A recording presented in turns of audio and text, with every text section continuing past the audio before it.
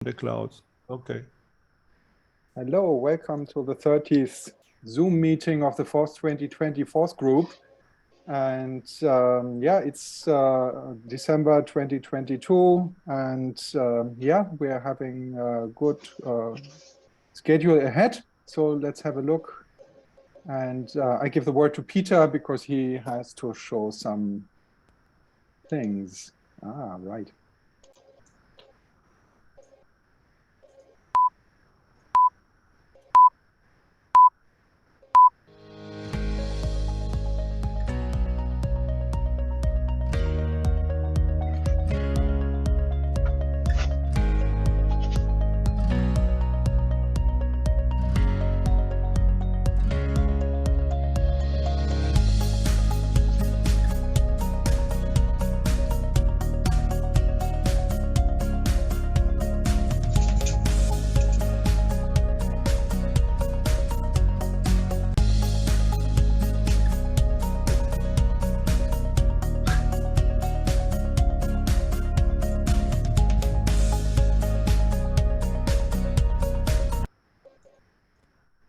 Okay, guys. Here with Ulrich from Hamburg.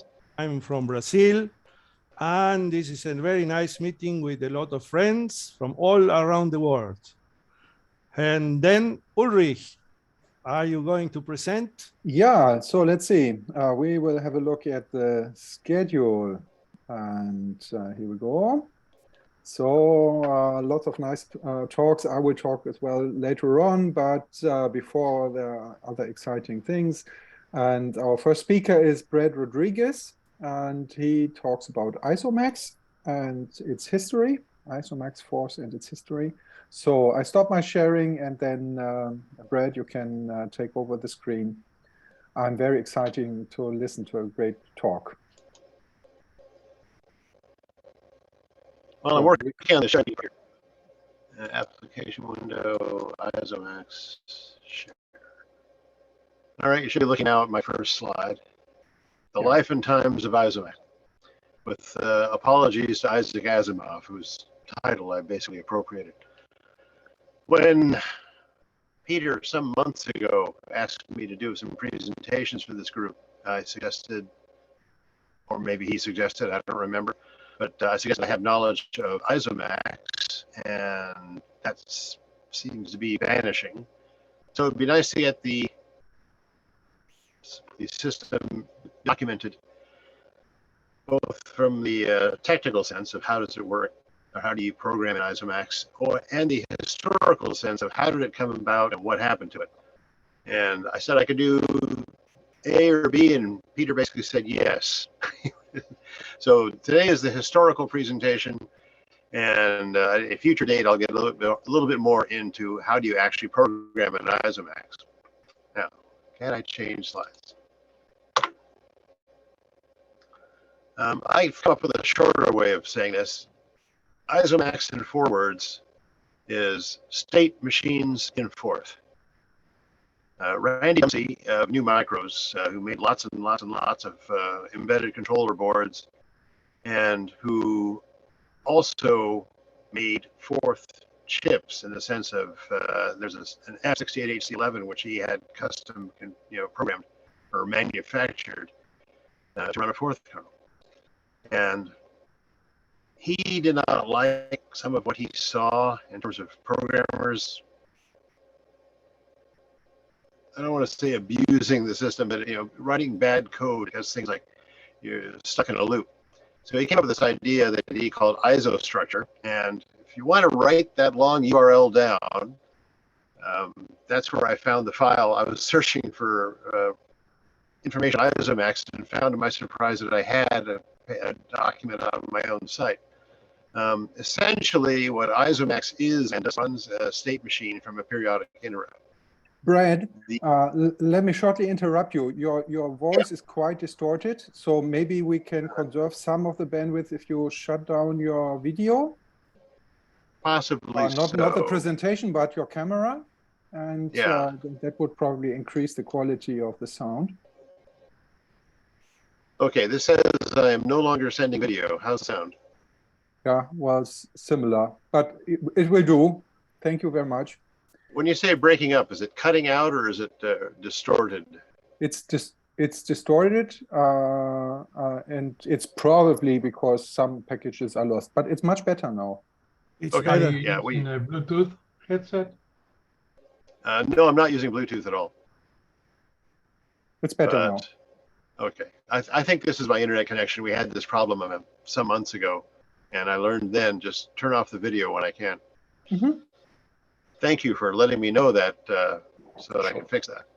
Mm-hmm. Okay, so Randy had this notion that people should learn to program in state machines and avoid what he called capture of the program counter.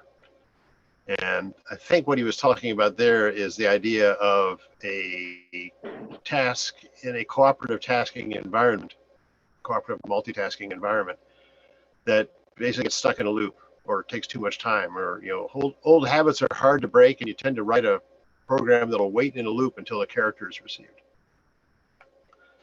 So he wanted to get state machines to be the model of programming, although he was doing this as an extension to Forth. And the Isopod, which was the hardware, I think I have a picture of that. There we go. The Isopod was the hardware, and Isomax was the operating language, which was Max Forth with the Isopod, or Isomax, excuse me, state machine layered on top of it. So let me go back. He also had a servo pod, which had a second periodic interrupt that was fast enough to actually do servo control in software. But that was a little used product. It didn't have a lot of sales, but I've actually got a picture of one here somewhere. So, in the history, as the history goes, oops. Well, I'll talk about this now. That's that same URL in case you hadn't finished writing it down from the previous slide. This is an example. In fact, it's an example from Randy's paper of a very simple Isomax application, which was a thermostat. And you can read it fairly well. In state, wait on low temperature. If it's too cold, turn the heater on.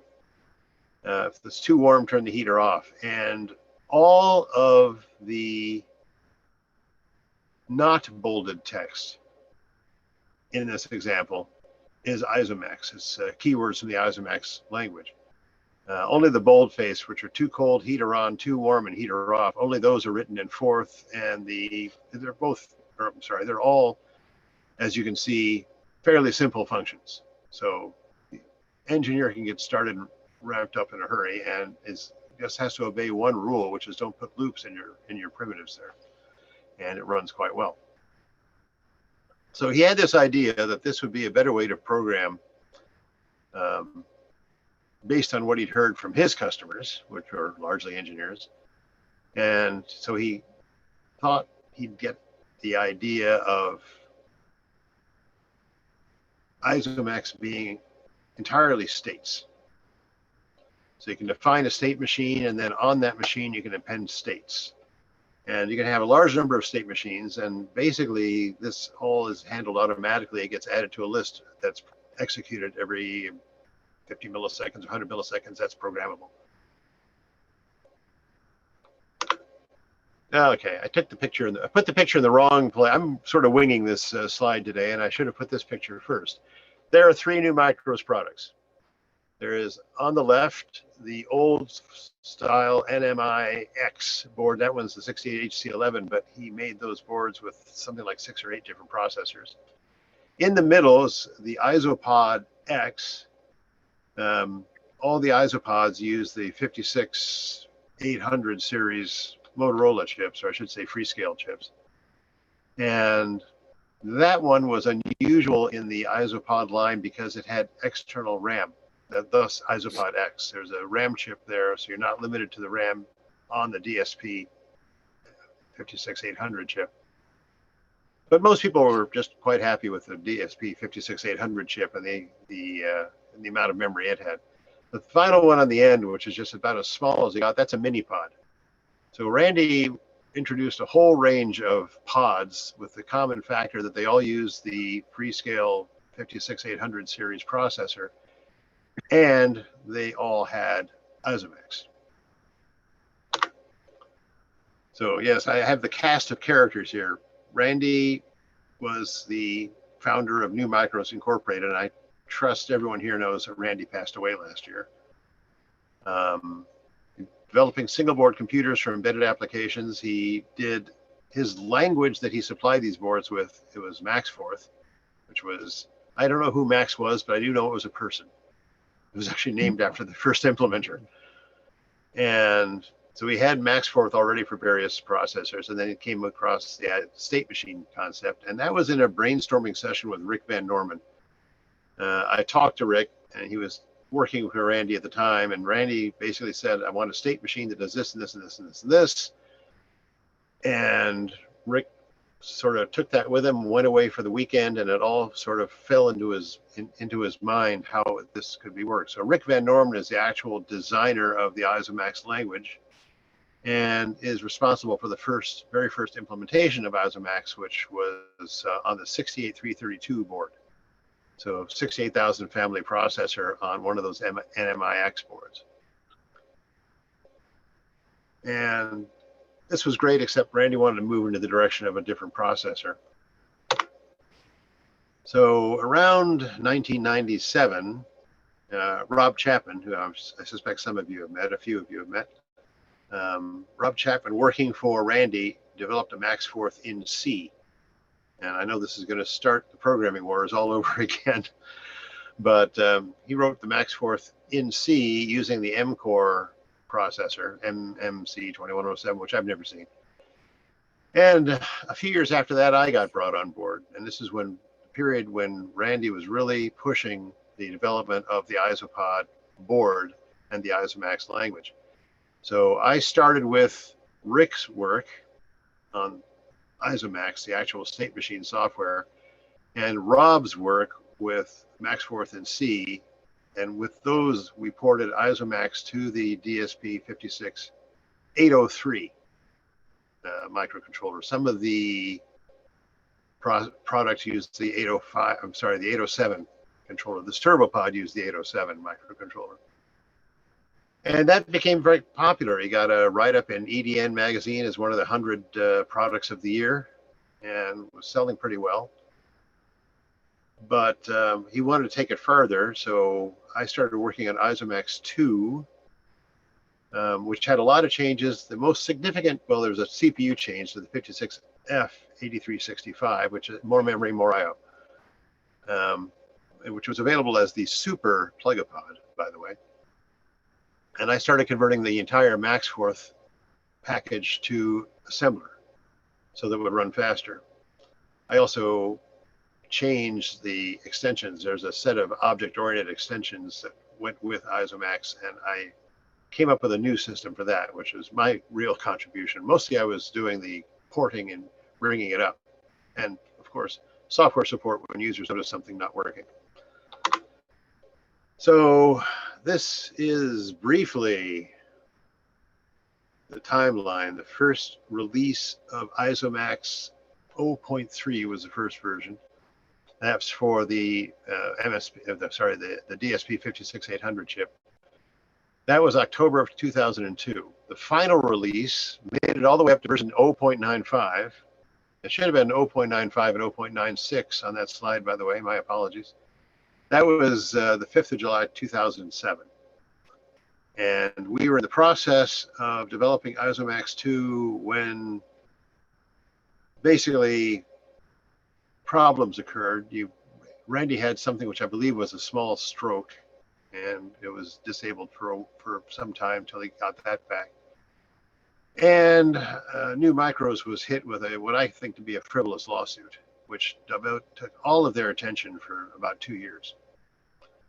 So I don't know the official date that New Micros closed. It sort of went away. The last email I have from Randy was 2014 on this subject. And there we have what ended Isomax, because there was no one left to sell it, no one left to push the product, push the idea and do the training.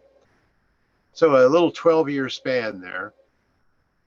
And I had suggested to Randy that he put Isomax in open source. and he resisted that strongly, shall we say. Randy did not like open source. He saw, this is about the time the Arduino was coming out, and he saw that he couldn't compete with an Arduino because they were making them in the millions. Or the Arduino and the oh, goodness, I can't remember the ARM product I was thinking of. There was too much competition from free stuff in the hardware realm. You know, no one's going to spend $100 on an isopod when they can get an Arduino for $10. Or I have no idea what Arduinos go for these days. So he wanted to push the added value of his products being the software that you got with it. You got this Isomax software, which didn't exist for the Arduino. And there were, in fact, many customers who took to Isomax very quickly, thought it was great, but happy, waiting for the next release. So I can't say that he was wrong in this attitude, but it did mean he was not going to open source Isomax. When it became evident that the company was closing, I asked would he consider it then, and he didn't want to because he thought it was part of the intellectual property of New Micros and it would find a buyer more readily if that came with the package. Unfortunately, they never found a buyer. To my knowledge, he never found a buyer for New Micros Inc. and Isomax died. There was no one left to support it. There was no one left who had the right to publish it. I have the source code, but I have a contract that says I can't publish it. And that was the end of it. I think that was Raspberry Pi, by the way, was the processor I was trying to think of a few minutes ago. Yes, that's the end of my presentation. I couldn't remember how many slides I had. I know quite a bit about the Isopod hardware, quite a bit about the Isomax as applied to that hardware. Rick Van Norman is the other expert on the Isomax. And Rob Chapman actually had quite a lot of input into the object-oriented features. So, but I don't think he used Isomax itself very much. So I've talked long enough, and I'll ask if there are any questions. So yeah, thank you very much. Excellent. So are there any questions? Christian has a question. Sure. Go ahead. I never understood what the state machine is. Could you summarize what it is in a few words? What a state machine is? Yes. Okay. A state machine is a system, and we're specifically talking about microcontrollers here, a system which exists or can hold many states, that's the name. This comes from electrical engineering, and can be programmed to switch from one state to another under the control of a program, a computer program. So that's probably not a useful definition. It's kind of circular. The idea of a state machine is whatever you're trying to accomplish can be broken into a step on this path, and this path is from one state to another. So I don't have a really good short definition of a state machine. Now you're going to make me go look that up and come back with it. The idea in the Isomax version was that your program would stop at certain places, or I wouldn't say stop so much as pause. With no pause is a bad choice too, because that has a meaning in most Forth systems. Your program would make a transition from state to state, and there were a number of transitions out of any state. Each of those was a condition, and each of those would take you to a different new state. So for example, the thermostat, in one state it is comfortably warm. If the temperature gets really high, it can make a transition to a new state that says I'm too hot. Or if the temperature fell, the program could transition to a new state saying I'm too cold, and then there are new state transitions. There are new transitions to get out of those new states.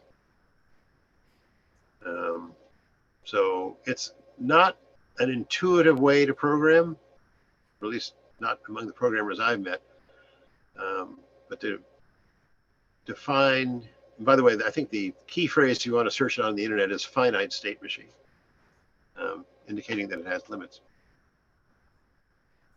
Brad, I think I used very much, I wrote on the chat, we used very much the ISO pods, but I think it was called the one we used Dropbox or drop, something with drop. I know I don't think it was And Dropbox, but it was something like that. It was know very of that. inexpensive, $22 if I don't remember, if I remember well, $28 or so.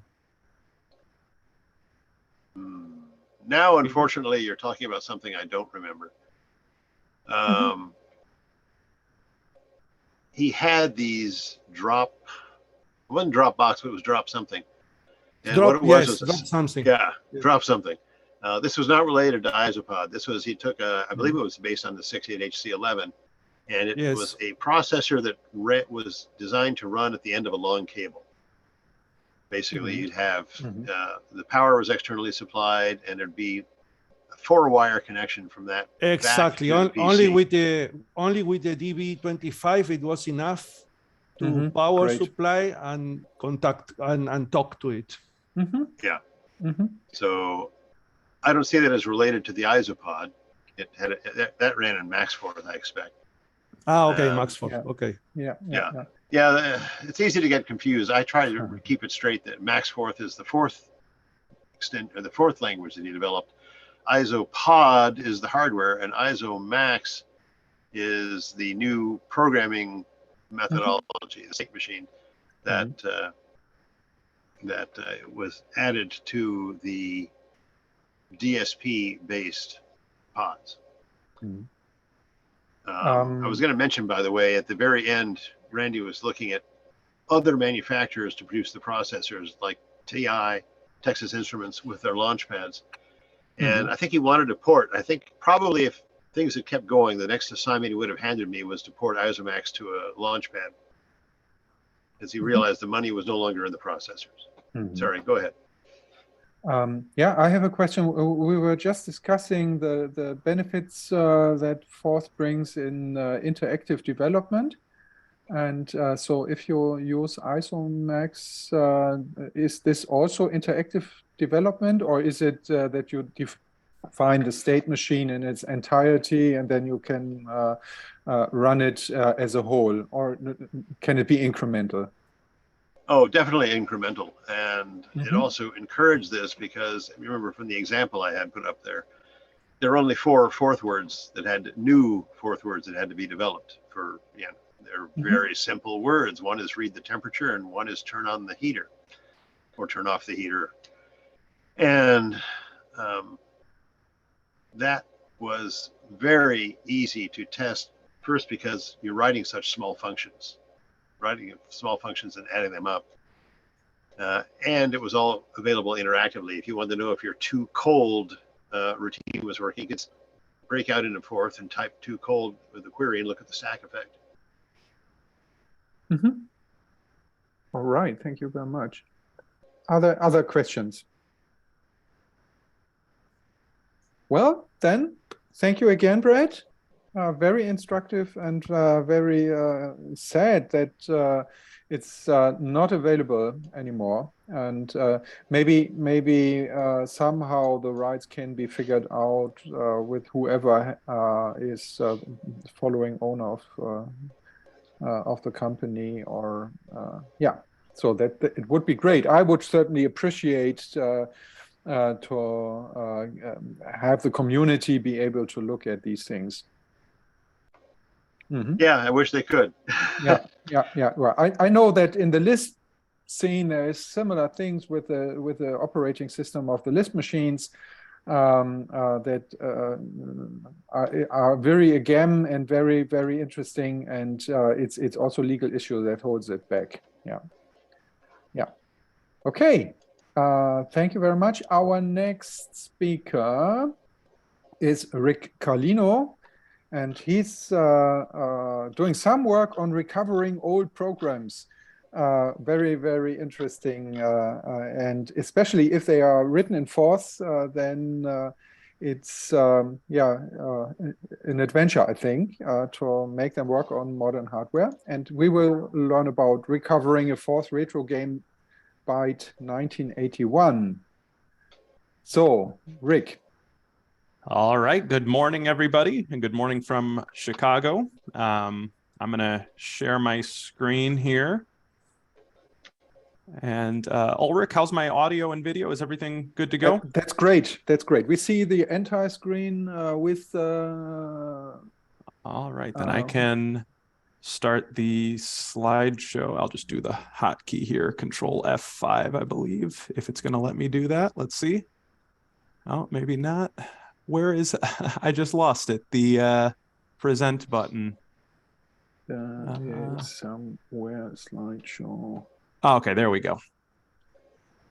That works. Mm-hmm. All right, let's get it started. So, hi everybody. I'm Rick Carlino. I consider myself a bit of a Forth amateur in the sense that you know, I'm very enthusiastic about Forth and its history, but I kind of got interested in Forth after its heyday, and so I've never been professionally paid to write Forth. I do more traditional languages during my day job, but love the language. I love the history, and so this, you know, is something I love talking about. In the past, I've worked on things like a thing called FarmBot, which was a big open source hardware project, maybe one of the biggest open source hardware projects to date. And we were building agricultural robotics stuff. But these days I'm working in the real estate sector at a company called Qualia Labs, where I'm doing mostly web stuff. And outside of work, aside from doing history, I also contribute to RetroForth, if anybody's familiar with that Forth environment. But today, what I'm going to be talking about is the game that you see right here, this screenshot. And it's a story about how a group of developers from Reddit, and that includes myself, we revived one of what some people claim to be the first ever real-time strategy game. So if you've played games like Dune or StarCraft or something like that, it was that kind of game, you know, where you're commanding an army and, you know, doing those sort of strategic decisions. And we also, in the process of doing this, helped maybe set straight some exaggerated historical claims that we weren't really able to find out until we actually pulled up the source code and got it running on GeForth. So the game debuted during a Byte magazine contest that was held in 1982. And the game won the contest. It was written by a gentleman in South Africa. I believe he was a professor. And he won the competition. And presumably it was meant to run on the Apple II. There's still a little bit of mystery behind this game. You know, myself and the other contributors that worked on it, we have some suspicions about what Forth system it was supposed to run on. But even today, we don't have 100% certainty. I believe, trying to remember the name of the Forth system, there was an Apple II Forth. I think it was called like Graphical Forth. It was a graphical Apple II Forth system. But we don't really know for sure. It's some Fig Forth derivative, most likely. And this project happened earlier in the year, so memory might be a little fuzzy. Probably won't do a Q&A, but if you do have questions, feel free to either email me or you can also raise an issue on the GitHub thread. Well, I guess we can see how time goes. So yeah, and before I start, I'd like to thank a couple folks, including Peter for organizing the meetup today. Also like to thank the original author. I've never been able to get a hold of them. I don't know if they're still around or not. And then zeitgame.net. He is a anonymous blogger that covers gaming history, and he is actually the person who contacted us to start this project. And then on the bottom of this slide, I've put the Reddit usernames of everybody that was involved with the project because, again, I was not the only person involved. There were a lot of people who were very helpful in getting this thing off the ground. All right, so let's start at the beginning of the story. So last year on the Forth Reddit group, there was a blogger who contacted us. And, you know, this highlighted sentence right here says it best. There's this game called Cosmic Conquest. Many people claim it's one of the very first real-time simulation games, but nobody seems to have actually played it. And it's basically a chain of people quoting each other saying that it's the first RTS.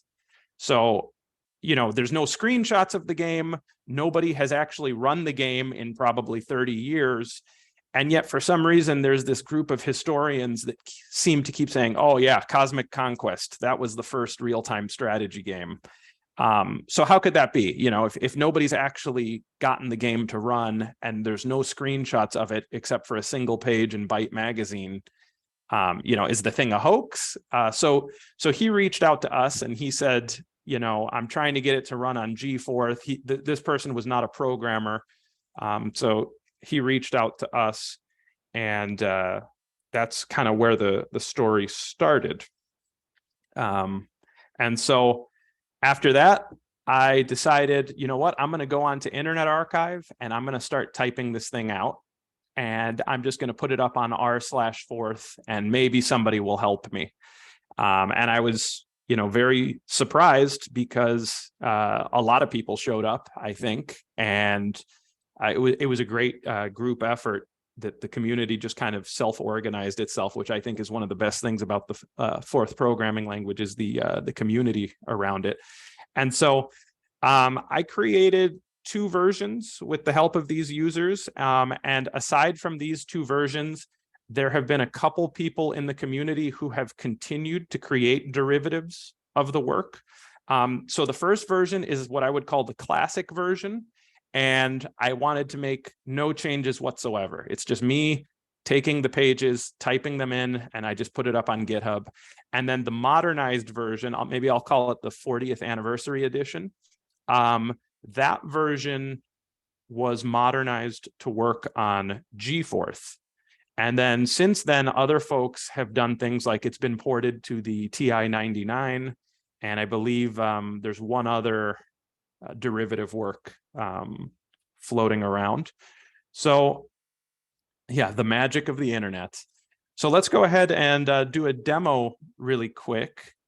I've got my terminal open here, and it's been a while since I've played this game, so I'm going to actually pull up the README. That's the great thing about documentation is you write it yourself, and then months later when you forget what you were doing, you can look back at your documentation.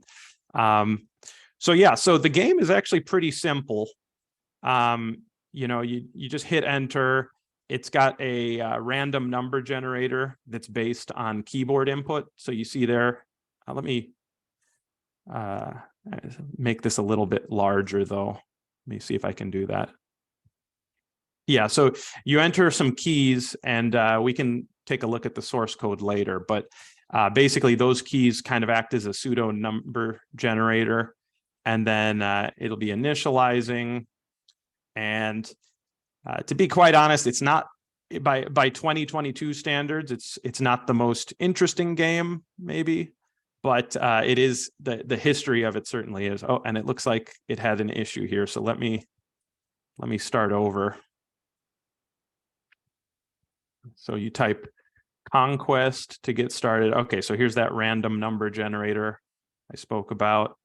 Yeah, Alan Sartori Angus is the original author here. And then we're going to play a short game. And so it's case sensitive. I think on the Apple II, can everybody see that little P character? That's supposed to be a spaceship. And you can go around and, you know, if I wanted to land on this planet, I'll type L. And for which direction, I'm going to put east. And it says, okay, no planet there. Whoops, I made a little mistake. But that's kind of, you know, for an early 80s video game for the Apple II, it's pretty simplistic. But yeah, my main interest was less about video games and more about just learning the history. So let's get back into the slide now that we've all seen it. So yeah, so the source code, and we can take a look around here in a moment, but the source code is all up here on GitHub. I've tried my best to keep the documentation up to date. And so yeah, the modern version is available here, and this will run on most versions of GForth. There have been some folks on the Reddit group who have, you know, maybe said that the style could have been a little bit better on this one, but this is kind of close to the original. And then if you want the true original for like historical archiving, I did the work of just typing this out from the different pages of the Byte magazine, and it's a pretty fun source code base to just poke through, especially if you weren't writing Forth in the early 80s, such as myself. You know, I like to be able to see into the past and know about the history. So yeah, if anybody, that I'm going to put that as a side note. If anybody does look at this and they look at the original version and something comes to mind and they think they know what Forth system this was supposed to run on, please let me know by, like I said, emailing me or raising an issue on the GitHub repo. And so yeah, so lessons learned, interesting facts. The most interesting thing to me is that, you know, historical fact checks matter. There's a lot of journalists and researchers who have just blindly been saying that this game was one of the first real-time strategies. And if you read the original article about this on zeitgame.net, we find that it certainly contributed to the history of the game genre, but it probably wasn't the first one. And even then, it was a pretty simplistic game compared to other games of the time. And it also taught me a lot about Figforth, because again, I got into programming in the late 90s, early 2000s. So I didn't get a lot of exposure to Figforth prior to this. And it was also interesting that, you know, we members of the Forth community, we are probably the first people to play this in this millennium. It has probably not been played by any other group of people that we are aware of. So it was fun to, you know, come together as a group. And I think that for a novice Forth programmer, if you were looking for a fun code base to try out or to modify so that you can learn Forth, I think this could be a lot more fun than building a to-do list or something like that.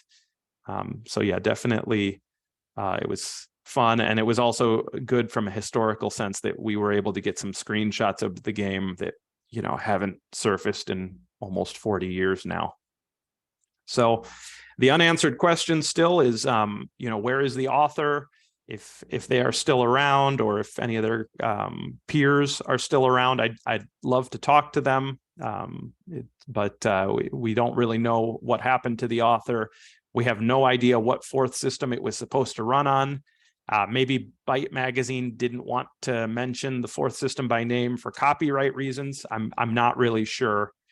And I'm also curious, you know, maybe there's somebody in this group today who may have been involved with this original project. If they are, yeah, I would love to hear more. So yeah, if anybody can provide context, that would be interesting to know. So yeah, thanks everybody. That's kind of what I did with the system. There's some resources there. If you go on my website, you can use that as kind of the entry point to get the other links. Or if you go to my GitHub profile, I have Cosmic Conquest pinned as one of my pinned repositories, so it should be right there on the front page. So yeah, that's was my historical dive into Cosmic Conquest, and yeah, thanks for taking a watch. Well, great. How inspiring. Thank you very much. Are there any questions to Rick? Christian has a comment. Yeah. Rick, you brought back historical memories. In 1985, I think I built my Apple II clone, and one of my first program to use in there was something called Graphort, or Graphical Fort. So it might be what you were talking about. That is the one. You are correct.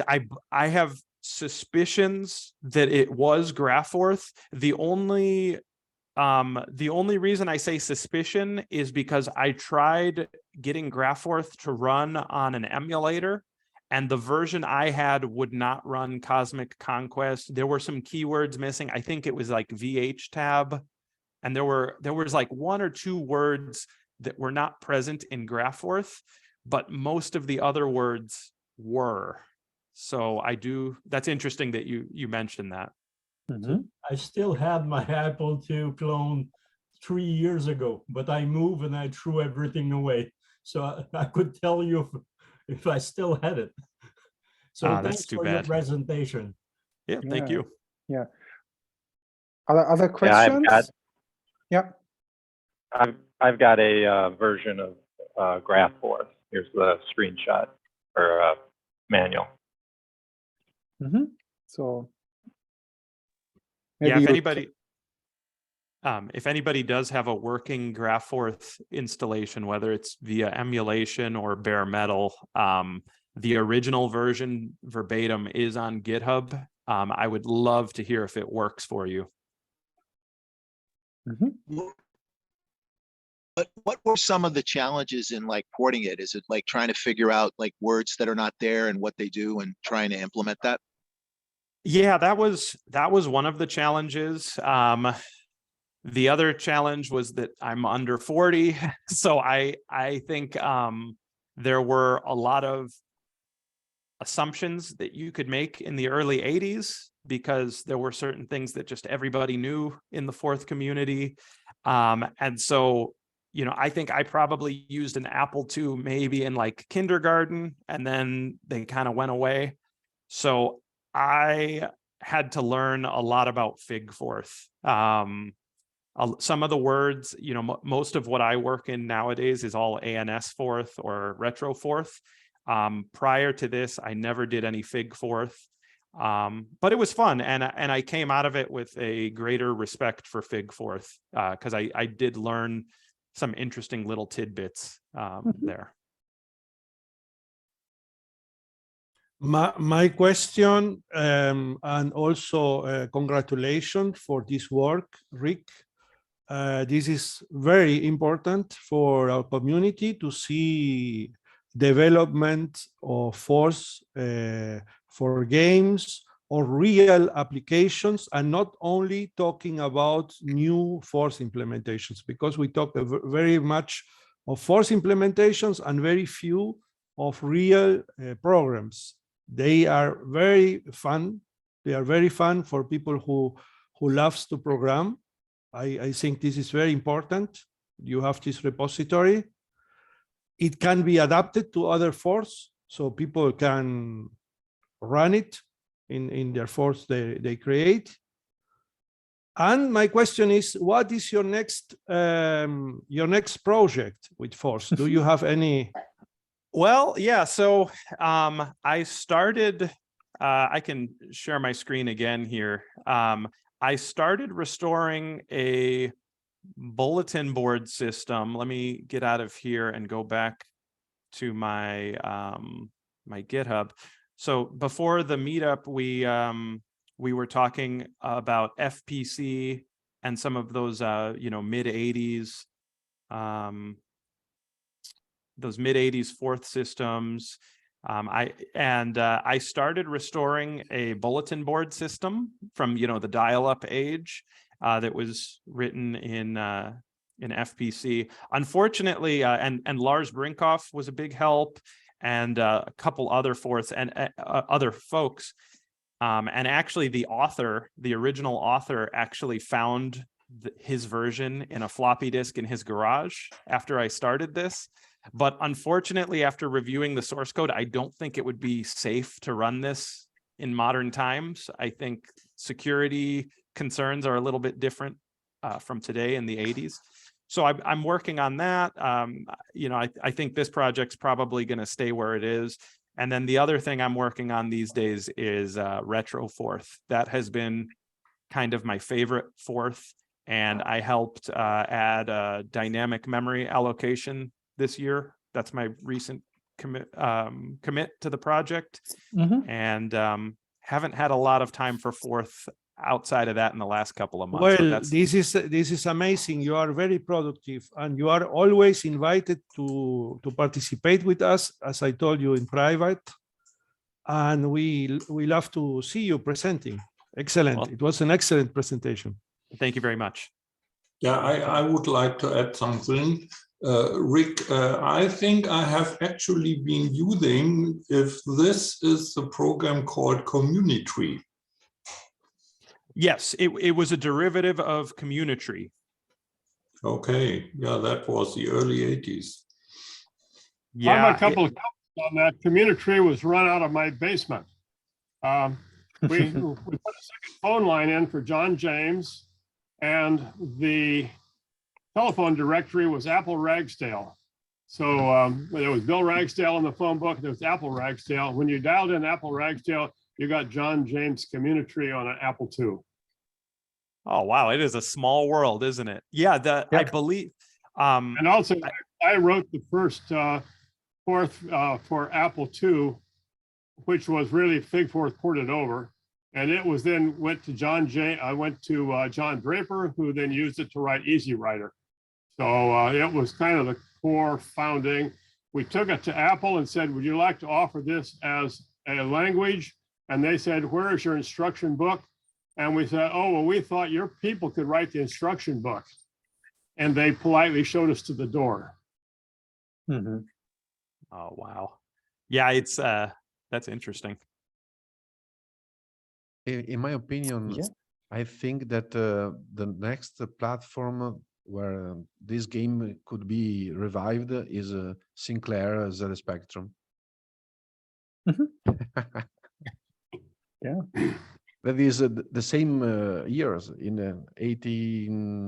1982, it was the first issue.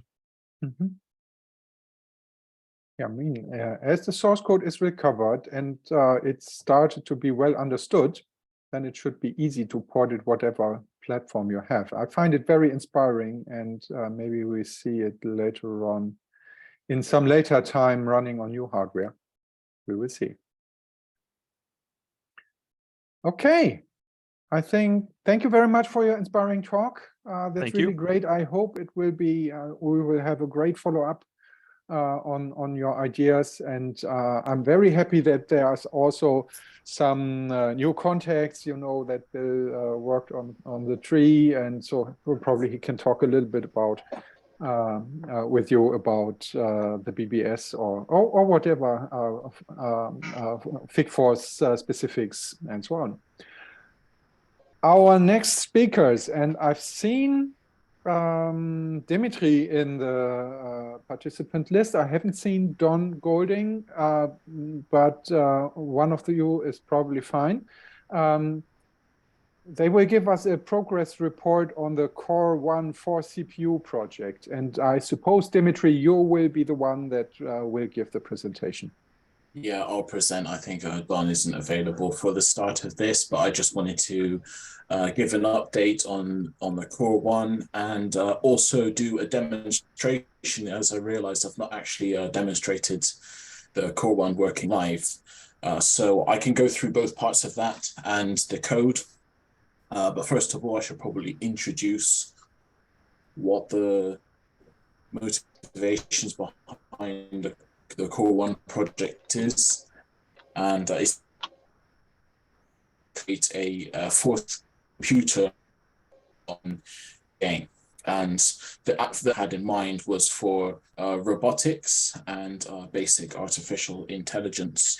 Now, I got into Forth on FPGA through Dr. Ting's work, actually, in the past. And that was a real progress for me in FPGAs, because before I was trying some other projects and not succeeding. But when I tried the EP16, I was able to get it to work. The issues that I came across were to do with wanting to do other things and expand what we're working on. And at the time, I didn't have much of the knowledge. Mm-hmm. So I would just share now my notepad. So this is actually the EP16 code. It's very well put together, and it's a very efficient processor. This style of hardware description is called RTL, or Register Transfer Logic. And as you can see, really the focus is on, well, assignments. It's assignments between registers. So you have one register, you've got another register, just how the data between. What we wanted to experiment with is another approach, which is called the behavioral style. And we also used a different language called a System Verilog that supports this very well. So the aim partly as well is readability, and also being able to extend what has been written to do what you would like. So I will show some examples of that later on. Explain what each of this for my demo. So here we have a piece of memory that we call the boot ROM. And the original idea of the boot ROM was that, to run some code and then you jump to something else. But we actually found it was a very convenient place to put a number of definitions of core words. So these are kind of like the code fields of the words we defined so far. Now, this all works, this boot ROM thing. And if you like, with the core one, you can actually just run things out of the boot ROM. We figure if you do this, then you would have something quite similar to the J1 I've also opened up here, which is another Forth FPGA processor. The thing we've tried to add to the core one to make it different is we've added the outer interpreter and explicitly defined the dictionary. So you can actually see the dictionary here. And the structure so far is I do change in the future, but we've got basic things: link to the next entry, the name field. We've got the code is, and as you can see, you can actually write out the words in full in System Verilog. So this actually makes it easy to define new words as you need them. In fact, before this presentation, I realized I forgot to define plus and minus, even though they are actually opcodes. I forgot to define them as words. So I did that just before this.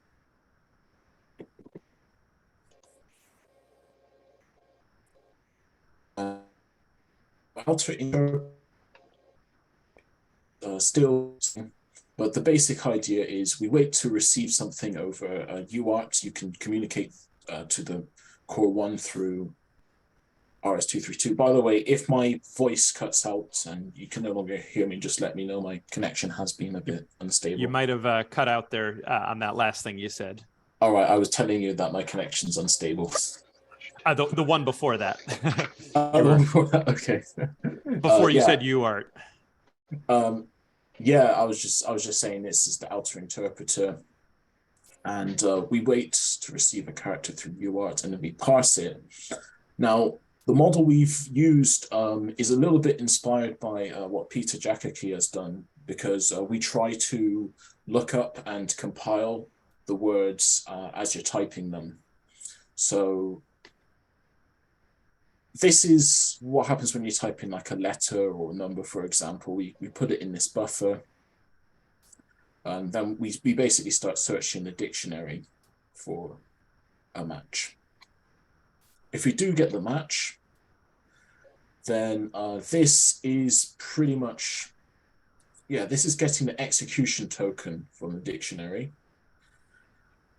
And if we don't have a match, then as is traditional, we check whether it's a number. And well, if it's a number, we also do the conversion, we queue that up. And if it's not a number, then we actually just report it as an error. So coming back to the parser. So if we receive white space, we behave a little bit differently. So when you press the spacebar, what will happen is we put, you could say we do a comma compile of the execution token we found from the dictionary. So we're just adding it to an array here. So as you see, this is almost like something you would see in a C programming language, not to promote C, but just showing the high level nature. And that's it, we leave it there. But when we get the return key, like a carriage return, what we'll do is we'll compile the last word that was typed in, if necessary, and then we go to a state called execute. That just lets the inner interpreter know that it can start running, basically. And yeah, we keep running until we've executed all those tokens we've compiled. So that's a quick run through. This is going through quite fast. We did present this at Forth Day as well. So if you do want a more in-depth discussion of the code, just if you can find the Forth Day videos, you'll see what we did there. But for now, I'll just give you an overview and demonstration. Yeah, I was about to ask whether the execution is concurrent with the outer interpreter, but it looks like you synchronize it somehow, right? With via the execute signal. Yes, we actually we do halt the outer interpreter while the code is being executed. This is maybe something that could be changed. You could, but we've not really found a need to do it because words are usually short phonetically. But this is like synchronized again. We say, okay, if everything's been executed, and then we go back to the original state where we wait for more input. So continuing here, so this is just a fetch unit where we fetch it. Quite simple, as you see. If we're not branching, then we just increment a pointer. Currently, because everything is executed in the boot ROM, we can write this, but we plan to expand it so that you can execute from also external memories and other memory sources. But essentially, if you branch, you go to the branch address, and if you're not branching, then you just keep incrementing through. So you could say that's how simple our inner interpreter is. This is where you define what each opcode does, and we've named all of them using the enum feature of System Verilog, so that's helpful because you can see this is definition of dupe. And as you can see, we've written this out in very kind of high-level coding. So, not to our surprise, because we knew about this, but it might surprise some that this does synthesize, and we found it runs just fine. The synthesis tool did a pretty good job at inferring what we're trying to do here. So we have this, and the good thing is, if you want to define a new operation, it's very easy to add. Like, we added an opcode just for turning on and off LEDs. Now that might seem, over the top. Why would you do that? But it's actually quite a straightforward way of doing it. The way you would do it in other chips is you'd have a load of components connected up, and you'd have a GPIO register, and you set up the GPIO and so on. And like, that's the proper way, and that's good. But if you just want to get something done, you can just define it and run it. If you don't know how to do that yourself, but you would like it, the good thing is that it might be easier for you to figure out how it can be done, so you can ask somebody with the knowledge to implement it. So I won't go through literally all these definitions. execute is a key one. The way execute works is a little bit different because our definition of execute blocks, and this is indicated by this busy flag. So what the busy flag does is it halts fetching while you're waiting for an operation to complete. This allows opcodes to be longer than 1 clock cycle if necessary, which again makes it easier to add things, because perhaps if you're adding opcodes for something like artificial intelligence or some other process, it might take a number of cycles. So what you would do is just set that flag, and then when its operation's complete, you can unset it.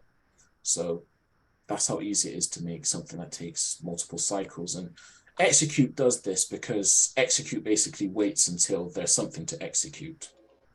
So it works a little bit different from ANSI. We might rename it for compatibility later on, but that's the name we chose for now.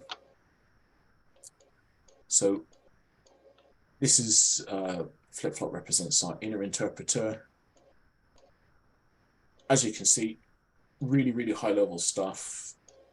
These are something called tasks, and a task is like a procedure, or in Forth terminology, a bit like a word. So this is some code that gets called, which is weird because this isn't software. Remember, this is hardware, but the synthesis tool can work out how to turn these operations into hardware. So you can see we defined the tasks above. And what that allows you to do is make the definitions nice and clear. Who's doing what to whom? I think someone's unmuted. It might be Brad Rodriguez, if you please. Yeah, thank you very much. Yeah, really enjoyed hearing your talk. Thank you. So yeah, this is, in a sense, this is quite Forth-like, not in terms of syntax, but the way you would abstract away certain details. And this gives you a nice overview of what's happening, because you can see here that if the busy flag is false, that's when you fetch. If it's true, then you don't. If you're skipping operations, then you don't execute, and so on and so forth. And I don't think this really needs to be covered. This is just our UART, which there are UART blocks available, but we just defined our own, and it works just fine. Another thing we have here is SPI. Now, the intention of the SPI is not a protocol that will connect more than one core one together, because we have an idea that we could do multiprocessing with these core one chips. Put a number of them in one FPGA. Now, in that case, probably what you'll do is you'll have only one core one that has an outer interpreter. With the rest of them, you can just run from the boot ROM, because they'll have a very simple task that they're doing, and you pretty much just need to tell them to start or stop. So it's not necessarily that every core one needs to have this outer interpreter, but we wanted it to be such that you can you pretty much take it out of the box and plug it in and immediately communicate with an FPGA processor, which is amazing. So that's that. Maybe it is time for a demonstration. So the way I'll try to do this is I'm going to share my screen. And on my screen, I have a TerraTerm. And maybe what I'll have to do at the same time is turn on my camera. So here we go. So hopefully you can see the board on my camera, and you can also see TerraTerm. I'm not sure if that's how Zoom works. Could someone let me know? Yes, we can see it. Good, good. All right, perfect. So I will start doing some demonstrations. So currently I've not defined too many words, in the same way I've not defined too many opcodes. That is a kind of ongoing task that we could do with help with. I did take a very long break on the Core 1 project due to different events in my personal life. But let me show you here what I managed to define. So we can turn on LEDs. If I type red and I press return, you get the red LED. If I type blue, return, get the blue. Type in green. I know the text might be a little bit small, actually. There might be a way to improve the font. So Let me see if I can make it a bit bigger. Red, there we go. That's better, isn't it? Yeah, so hopefully that's more readable. Yeah, I don't know why green didn't compile there, but we have other words. I'm just gonna go reset. Right. There we go. So sometimes you can type one word after another.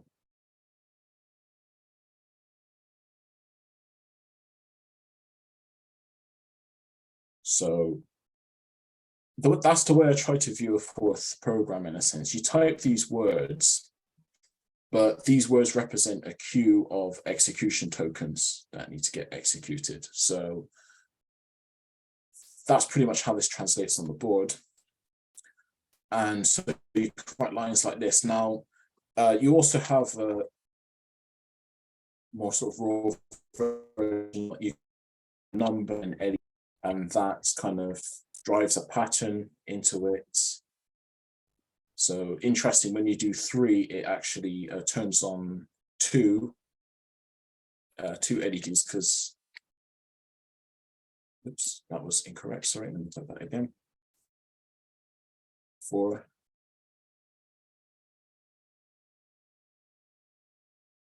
6, 7 should turn on all of them, which makes it white. So that's kind of control.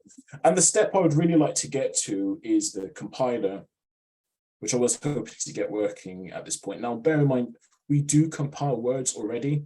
It's just that we don't have a way of extending the dictionary right now. We've not actually added that code, but it should really just be a case of putting the word in and adding the execution token at the end, which will point to the boot run. But we've had some different ideas about how we want to implement compile. So that's ongoing. But as you can see here, the interpretive part is working. I added plus before this. So there you go. You can do some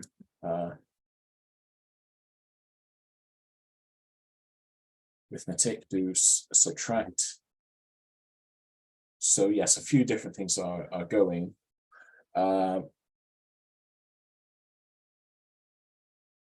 So yes, I think that's the words I have defined so far. So that's a little demonstration. In terms of synthesis, we've used 3,219 LUTs. Those are the lookup tables. I think this FPGA has 5,000, so we've not even used all of them yet.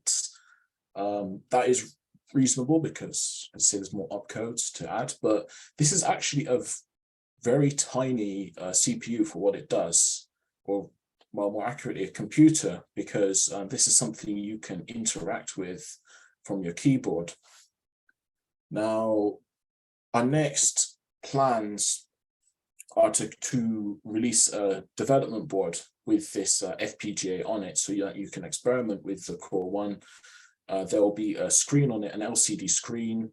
There will be different types of memory. You'll have a few different RAMs, I think, including non-volatile RAM. So you can write to it and your data will stay there. And also a PS2 port. So you can plug in a keyboard and you can, well, you can just interact directly with the chip. So that's pretty much I've got to if it's joins, or if it's still just me. Mm-hmm. Yeah, okay. Thank you very much. Are there questions? Yeah. Let me move my camera. Or Klaus has a question. Go ahead, Klaus. I have a question. I still don't understand why you do the auto interpreter in hardware. I mean, if you stick the auto interpreter, write it in Forth and stick it into the ROM, it will definitely consume less resources, because writing something in software is a high degree of hardware reuse of hardware components. Yeah, and I understand your comment because memory, on the other hand, is quite cheap. So if you write that in there, you could do that. It's something we have considered, but it's just something we're exploring because it's something that's not really been done before. One advantage I have found is the speed. I have the same question as Klaus. And the only thing I wanted to add, if we are talking about an FPGA processor, instructions are hardware and are not interpreted. They are executed immediately from the gates. So adding an outer interpreter in Forth, you need to prove me this has any advantage at all, because I can't understand that part. Okay, I think I caught that. There was a little bit of a connection issue at the same time. But yeah, I mean, one thing that I do quite like, it might be that we'd start defining elements of this in the boot ROM. But one thing I did like is that you can see the dictionary, you can see the words, you can add words. With some other approaches, what you use is a meta compiler, and a piece of Forth. You yourself have mentioned that meta compiling is something quite difficult to get your head around sometimes. So that's the approach we have taken with the Core 1, trying to keep things high level and implement system Verilog. I think one thing that will be interesting is when one is talking to the other, because that isn't constrained by things such as, you know, the speed I can type at the keyboard. So I don't know if I still can be heard or not. My yeah, you can. I'm going to stop. Going to cut my video. Yeah, Demitri, may I ask also a question? I found it very helpful to have test words right from the beginning at a very low level. So normally you have the Forth system and you need a lot of stuff defined to explore whether things are right. But if you have test words right in the core, then you can immediately define tests. Do you think that's reasonable in your case as well? And have you thought about that? Test words, yes. I mean, I would say in a sense, I don't know if I might not be on the same wavelength as you, but in a sense, the LED words are kind of test words for the board. It just makes, it's a visual way of seeing that. Yeah, I mean automated tests. That the outer and inner interpreter are communicating with each other. Yeah, I mean automated tests that run every time you boot up the system. So it runs and then measures the output, and then if it doesn't measure the output, then it reports yeah, something like this. Issue. You can use it as a power on safe test, for example, where the processor tests all its functionality when you boot it up if you want to. And that would be very helpful for changes, because if you do a change and you broke something, then you would immediately know about that. I think that's a great idea. Yes, thank you. Sure. I did see a comment, question in the chat. Vara asks which FPGA board. It's the Arduino 3.0. And I think it's still available. Don was saying it's not, but I think it is. I can post a link if anything. I will say that FPGAs are not necessarily for complete beginners. They do take a certain level of knowledge to use, but we're hoping to kind of close that gap so it can be an easier thing to get into. Klaus. Demitri, how do you transfer, like say you've got two Arduinos running your Core 1, and you know you wanted to replicate your program across more than one. Do you then have to feed each one the Forth source code? In that case, you would. I would say that's not really our plan. Our plan would be more to get a large enough FPGA chip that you can just instantiate a number of these on the one chip. So yeah, but if you had two boards, you would need to put the Forth on each one. Yeah, Klaus. I know Klaus has another question. Yes, please. Yeah, Demitri, I'm considering to put microcore on a more modern board than I'm running it regularly right now. And I would be very interested to use the same board as you are using, so people can switch between Core 1 and microcore if they need to play with different concepts. How long do you think you will be staying with this board? We are we're planning to move away from it pretty quickly. I think by January we want to have our own development board. So Don has already designed those. I think he sent the designs off to be manufactured. So that will use a different FPGA. What we can do though is keep in touch with us, and we can see if we can get you one of these development boards as well, or at least let you know exactly which FPGA is on there. We'd be glad to have what is interesting here that it is an experimental board that is small and cheap and publicly available. So okay, this is you are going to use your this is a real concern, and this is why I am in doubt with this project. Don told me, Peter, you are against the project. No, of course not. I am very, very happy to see everything that runs with Forth. But I would say you are trying to address too much problems from the beginning. You should begin either with the core, or either with the board, or either with the outer interpreter. There are many questions, and you are trying to address everything, and this is my concern. You probably, for example, I would like to test this, but I have an Altera board, and many people in the group have the Altera board, the Altera beginner kit, and probably this should run first on a board that everyone has, so everyone can test it.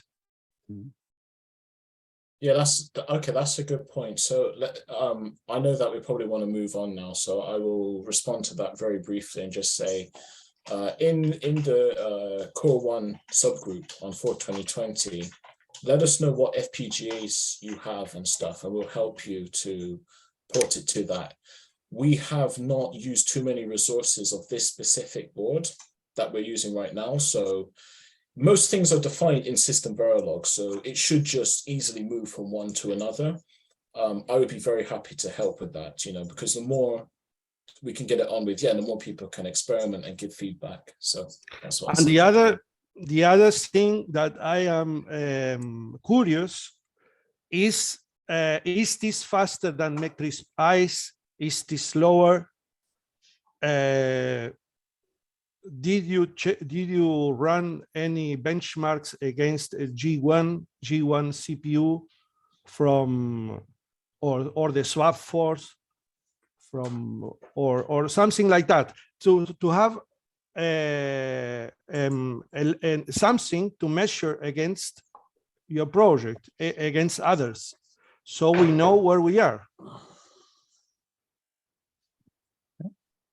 Yeah, that's okay. That's a good point as well about benchmarks. So we have not done that yet. I will say that we're currently running with a 12 megahertz clock on this FPGA. We majority of opcos execute in one cycle. It's just there's some that are blocking that take multiple cycles. But also with regards to speed is not our number one concern as much as flexibility. And what we want to enable is that you can easily add new opcos and new pieces of hardware for your problem. And then once you have those, you can easily interact with them. I do agree that I need to come up with a benchmark for a concrete example, but I do believe once you do that, you should get something faster, because really what you have then is a customized piece of hardware that's driven in Forth, rather than a general piece of hardware that has a long, large library written in Forth. Yeah. All right. I think that's a good view, and we're looking forward how you will actually work on that. I really like the idea to have a fresh look at how hardware for CPU could look like. So thanks again, Demitri. And we go on with our, clap hands, sure, very nice. We go on with our next talker, which is Rob Probin, and he will talk about simulation and REPLIT. So, Rob, are you with us? Yes. Your screen, you can as soon as I stop sharing. Yep. Can you hear me okay? Yes. Good. So let me share my desktop. Okay,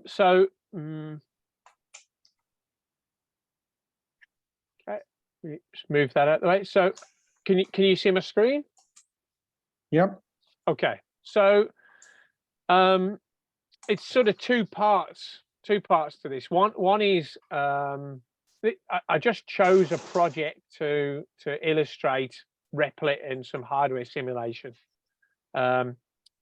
So the project I've got is this this watch. I mean, I've got several projects, but it's an Atmel Mega, a 328p, quite a famous part, with some 7-segment display on it, and a crystal and a battery, and that's about it. So something very simple. It does come with some example code, but obviously I wanted to program it with Forth because it's a 328. It runs Flashforth quite well, and obviously it's got serial ports on the back, and you can interactively play with the the outputs, etc. I wanted to make it a little bit more complicated and maybe have some different modes. So I ended up having a look. I wanted to write some unit tests really off the hardware. So I just show you this watch code. So there's some port definition code, nothing unusual. You define a bunch of ports. I wanted to write the 7-segment displays in a sort of readable format without.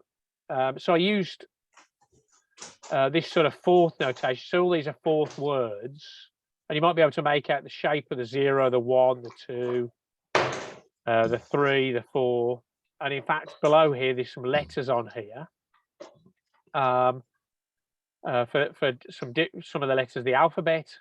And there's some other words at the bottom which do some more work.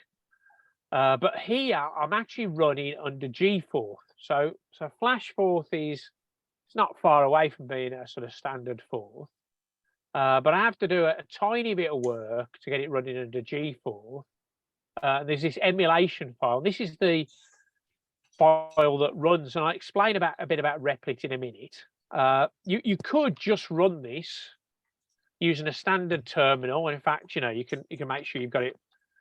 You can make sure you've got it pulled out from GitHub, the latest version, perhaps, and you can then run. You can then run it under G-Forth on your machine like you would normally in a window. But here we're running it under REPLIT, which is an online sort of virtual machine.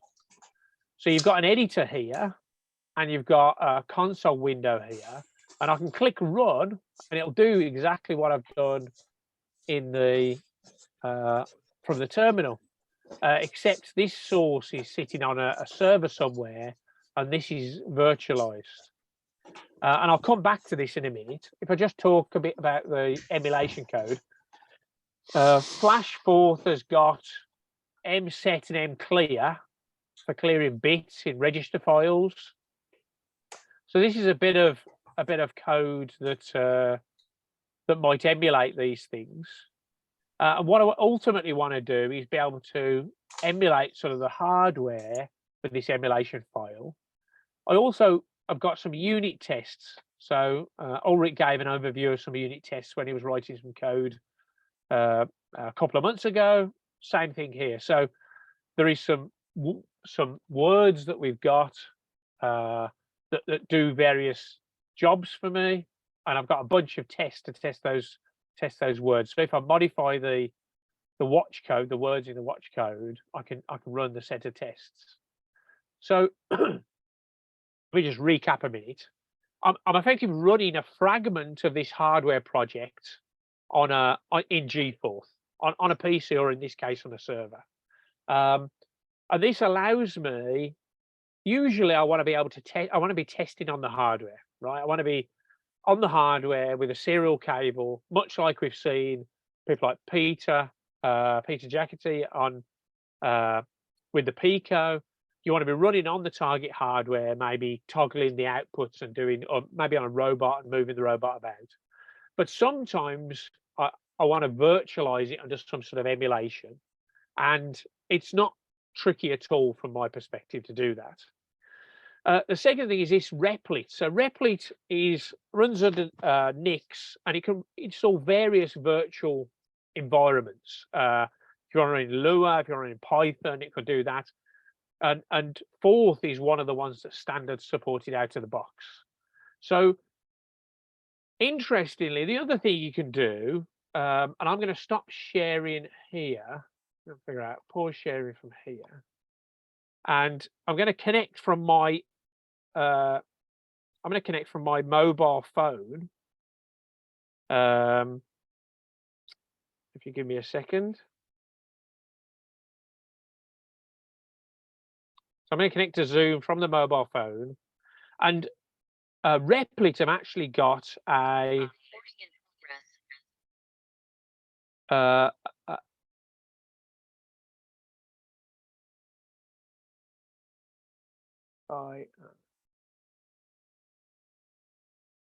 how do I stop share? Right, let me stop sharing from here and start sharing from my phone. Hopefully you can still hear me. So I've started. Yep. Okay. Mm-hmm. Start broadcast.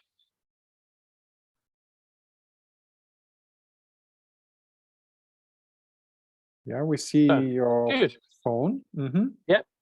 So what I'm going to do now is switch.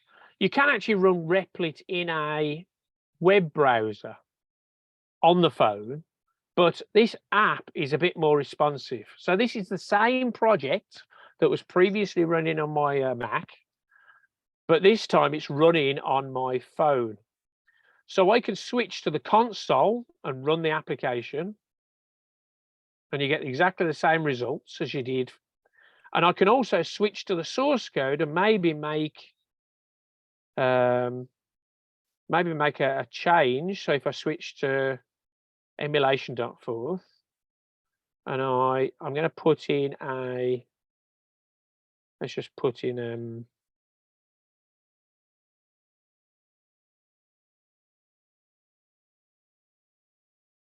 I'm going to run it here, and you see, oh, misspelt it. So let me just go and fix that.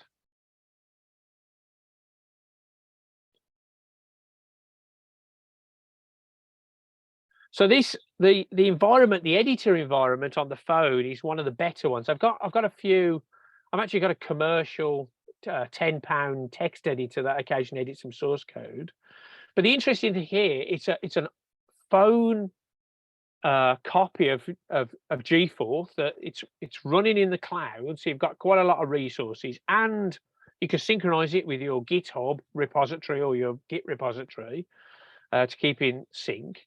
You can switch, because it's all the files are abstracted, you can switch between different machines easily. So that you can see at the top of the file, I've added some printing and some carriage returns.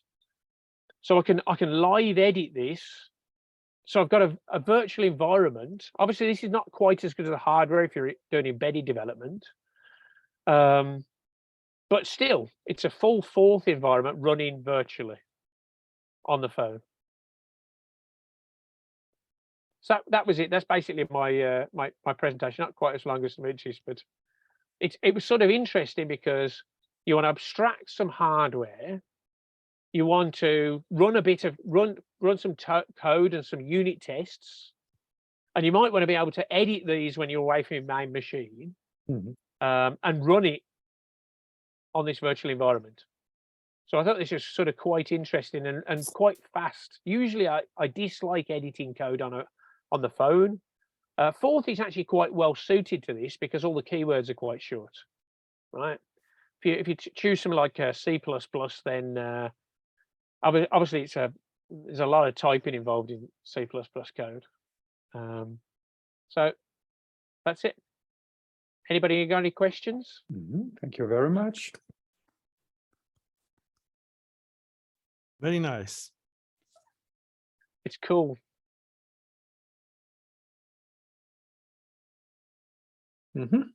Key question: does it have a dark mode? Yes, I think so. Good job. And how important is that? It's the most important thing about any programming language and any environment. Yeah, and the capability to deal with emojis. Yeah. Right. So are there any questions?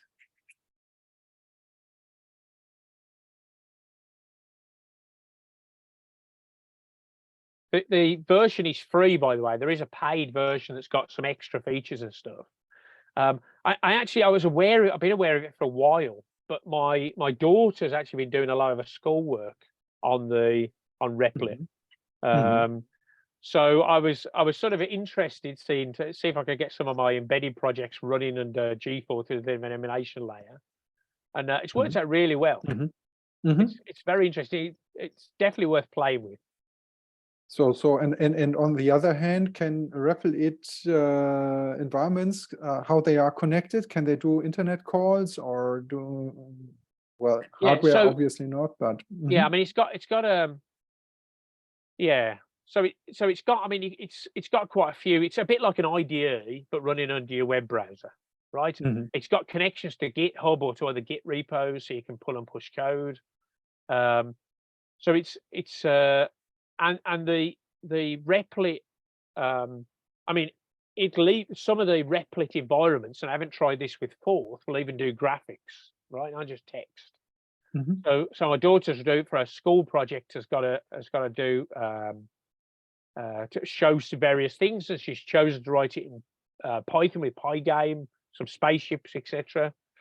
So REPLIT's quite an interesting environment just because of the power compared with some of the previous environments I've seen before that are sort of running on the web. Right. Nice. Yeah. It's probably good to give it a try. So over the holiday time. REPLIT and try things out. Yeah. Excellent. Any other questions? Then we move ahead with our next participant. Ulrich Hoffmann will present This is Christmas, ESP32 right. So Forth Station. So it's Christmas is approaching very soon, and so I put my Christmas hat on, and then let's see, we can share my desktop and see what surprises are there. So it's the ESP32 Forth Station, and so nothing that is originally by me. So let's have a look at what's going on. I would like to talk about combining the results from several projects. Many people contributed to this and did lots of the nitty-gritty details and the work. I just collected things and did a mix-up, and the result is the ESP32 Forth station that comes out of it. So we will have a look at that. And I will then give a short demo of what we can do with this. So it's the idea of having a standalone computer, and let's see how we can combine different things that others did. So there is this great ESP32 library called FabGL that uses I/O pins of the ESP32 to actually move them so fast that they can create VGA signals. And this means in emulation, you can go ahead, use the FabGL library and try things out and emulate other computers and do VGA input and PS2 keyboard input and things like this. Brad told us a lot about ESP32 Forth, so that's one of the projects going on. And actually, the Chinese company LilyGo took the idea of in ESP32 with VGA output and build a board that can be easily be purchased, the VGA32 board, TTGo VGA32. And I'm very happy that Demitri, in one of his earlier talks, I think it's about 2 years ago or so, mentioned this board and told us about it. So this was inspiration for me to have a look at it, and then also let some Forth programs run it and make use of the VGA output and the keyboard input. And then there's Thingiverse, where you can go ahead and browse for any kind of 3D printed stuff. And if you look, then you can see there are quite a lot of people that build cases for the VGA32 computer. And so, yeah, let's. I just collected some links and view of the appropriate pages. So the FabGL library comes with a huge amount of demo programs, so you can build a CPM system from it and run your old CPM programs. You can make it a Pac-Man station. You can even, with some extension, you can make it a very slow PC. And it can also be a terminal. That means it's an VT100 terminal that connects with a serial line to some other computer and will do a display on the VGA screen and use the PS2 port to connect a keyboard, and then you just have a VT100 terminal. That means you can just type on the keyboard, the keystrokes are transmitted via serial line, and whatever comes from the computer will be interpreted with escape sequences and color and what have you. Sorry, on the in the terminal program, and then will be displayed on the computer. So that's quite nice, and I encourage you to have a look at this. So lots of hours of fun involved in FabGL and trying this out and using an appropriate hardware to do that. Yeah, next ESP32. Well, there's nothing I can tell you about new things. Brad is the one who's developing this and adds amazing things every time. We hear about it, the latest thing being an assembler for the Transelica or the RISC-V processors, the two flavors of ESP32 that we encounter, so that you eventually can do very highly optimized words in machine code of these processors. I have been using a slightly older version. It's a 703, if I remember correctly, that I'm ported using FabGL. But yeah, an update to a newer version should be possible. So, and then the guys at LilyGo took the idea of FabGL and created a hardware that is the TTGo VGA32. And here we see some pictures of it. And I have one of the boards here. Yeah, and it's really small, like a matchbox, something like this. And So it has an ESP32 in it, some RAM. It has a USB port that we can see here. So you can use it as an ordinary ESP32 development board. Of course, it has Wi-Fi and Bluetooth, and it has an audio output. So if you want to run an emulated game on it, it can also do the sound appropriately. And it has an SD card slot here so that you can add more memory, mass storage memory if you want to. And it has two connectors that are actually VGA, that are actually PS2 keyboard input and PS2 mouse. And on the other side, you have a VGA connector that you just connect to your monitor and it will display whatever is necessary. So if you want to go to the website of LilyGo and have a look at it, here's some more breakdown of what the capabilities of these little boards are. So that's really amazing. There is also some limited capability at this lower part where you have yet another serial line. So you have one serial line that is transmitted via USB, so that you normally can connect it and you can program it like in Arduino, in the ESP mode.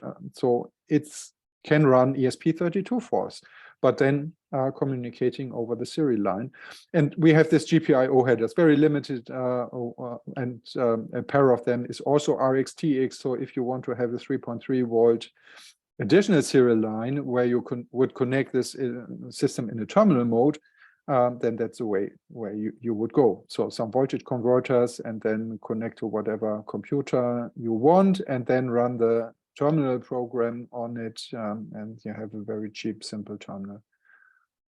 Right, and yeah, so that's that. Let me see, switch to the next. And the next thing is the case. So you can go there and, well, yeah, 3D print a small case, or if you prefer another color, yeah, then you can just go ahead and print it. And the board fits nicely in that case, showing just the PS2, the PS2 keyboard and the VGA on the other side. And yeah, that's what you can do. So, which means we end up with having these three projects combined to build ESP32 Forth station. The case around it, then the hardware inside FabGL as the one that does the VGA output, and ESP32 that gives us the programming environment. We connect the PS2 keyboard to it and VGA output, and we could do some serial or USB communication to an additional device. Of course, because this is an ESP32, it can do Wi-Fi and it can do Bluetooth. So that's quite nice for a small computer that is just a case of a matchbox. Yeah, and so which means yeah, here are some photos yeah, of the board being not just inserted in the case and then the computer connected with PS2 on one side and VGA on the other side, running ESP32, because the trick is, well, ESP32 does key and emit and type and key question. It normally does it on the serial line. And if you revert it to the FabGL functionality that would normally read from the serial line, but you drop the serial line, you write ESP32 Forth words that would just go ahead and use the FabGL terminal output to display something on VGA and read the keyboard and give it to the Forth system as key. You end up with a Forth computer, the ESP32 Forth station. As you can see, PS2, old PS2 keyboard and some VGA monitor. And there you go. And since there's a flash file system in ESP32 Forth, you have a small standalone computer with some limited capabilities. So let's have a look at what's going on. Now, I want to do this presentation. I could point my camera to the VGA monitor that you just saw, but I thought I'd do some clever video stuff tricks. So I captured the VGA output with a converter that produces HDMI output, and then I have an adapter that can use HDMI and present it to me as a web camera, and the web camera is actually here. And so you see something that looks like a terminal, but it's actually the video capture of the device, what you would normally see on the monitor. And if I type on my laptop, nothing will happen. Yeah, because it's this keyboard, this keyboard that we just saw that I need to do because I just capture the video, but the keyboard and the video is the original thing. So here you see the ESP32 Forth, and we can just do a buy. Let's see, cross fingers that the video adapter will actually come back. No, it won't. Yeah, it does.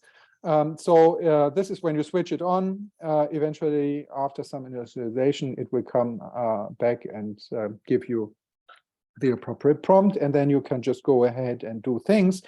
As I said, it has also a SPIF memory, a flash memory as mass storage, and Brad provided an editor and a block interface, so you can just go ahead and do one load, and it would interpret this, define the word hi, and do the load, and so on.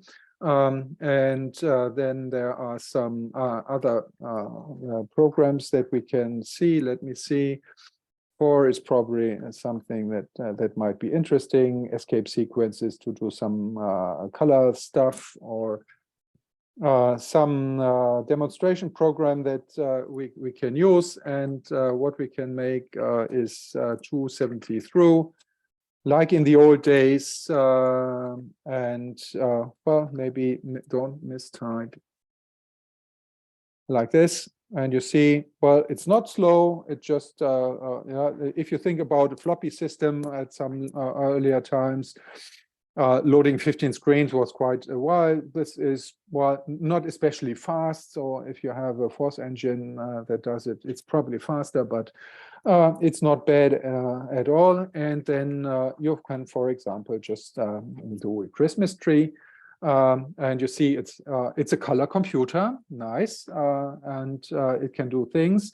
And the program actually is something that I did for the Bitkanone LED array for a couple of whiles ago, a couple of years ago. And it's supposed to also show candles, and it's supposed to also show the light of the candle, and the candle light is supposed to flicker.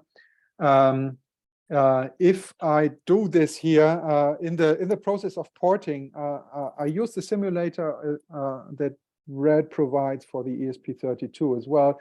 It works in the simulator, and I will not show it because it's not the real thing. I can show what it does right now, and because it will just go nuts, and the tree will burn. We cross fingers that this wouldn't happen with your Christmas tree during Christmas. So this obviously needs some debugging, but to give you an impression of how it would look like and how it was on the Bitkanone, we can have a look here. And let's see, I probably shared without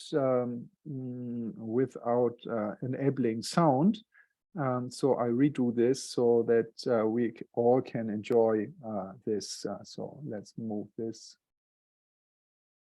Let's move this in the center, and then here we go.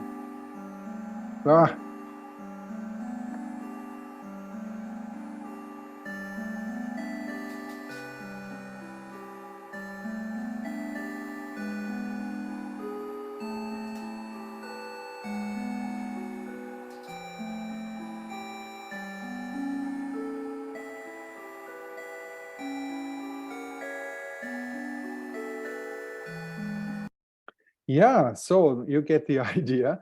Yeah, obviously it's nice to have this running on the ESP32 Forth station as well. And then, of course, yeah, as we saw about earlier computer games, that's probably a good platform to do this there as well. And so, yeah, that's what I wanted to talk about today. So if you would like to have a computer like this on your own as well, it can easily be attached even to the back of the to the VGA monitor, and you want to play around with it. Yeah, just order some LilyGo TTGo VGA 32 boards, and I would be happy to help you with flashing the board and bring it up to operation. So amazing, Ulrich. Thank you Fantastic. very much. This is something that we need to bear in mind. Programming such demonstration like Ulrich did in C++ or in Arduino would take a lot of time. And Ulrich did this in only a couple of words. This is where Forth shines.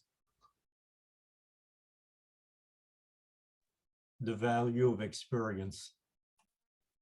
Yeah, and there's this porting experience. I learned about that you can have 8-bit colors and you can have only 16 colors, and that the escape sequences are different. So it's probably that my tree burned is probably has something to do with different kind of escape sequences that you need to use. Anyway, yeah, so interesting. Do you have any questions? I will do some benchmarks so that we know how fast it actually is. And yeah. Can we upload this later to the different GitHubs we have of the group and the ESP32 Forth GitHub, Ulrich? Sure, we can do that.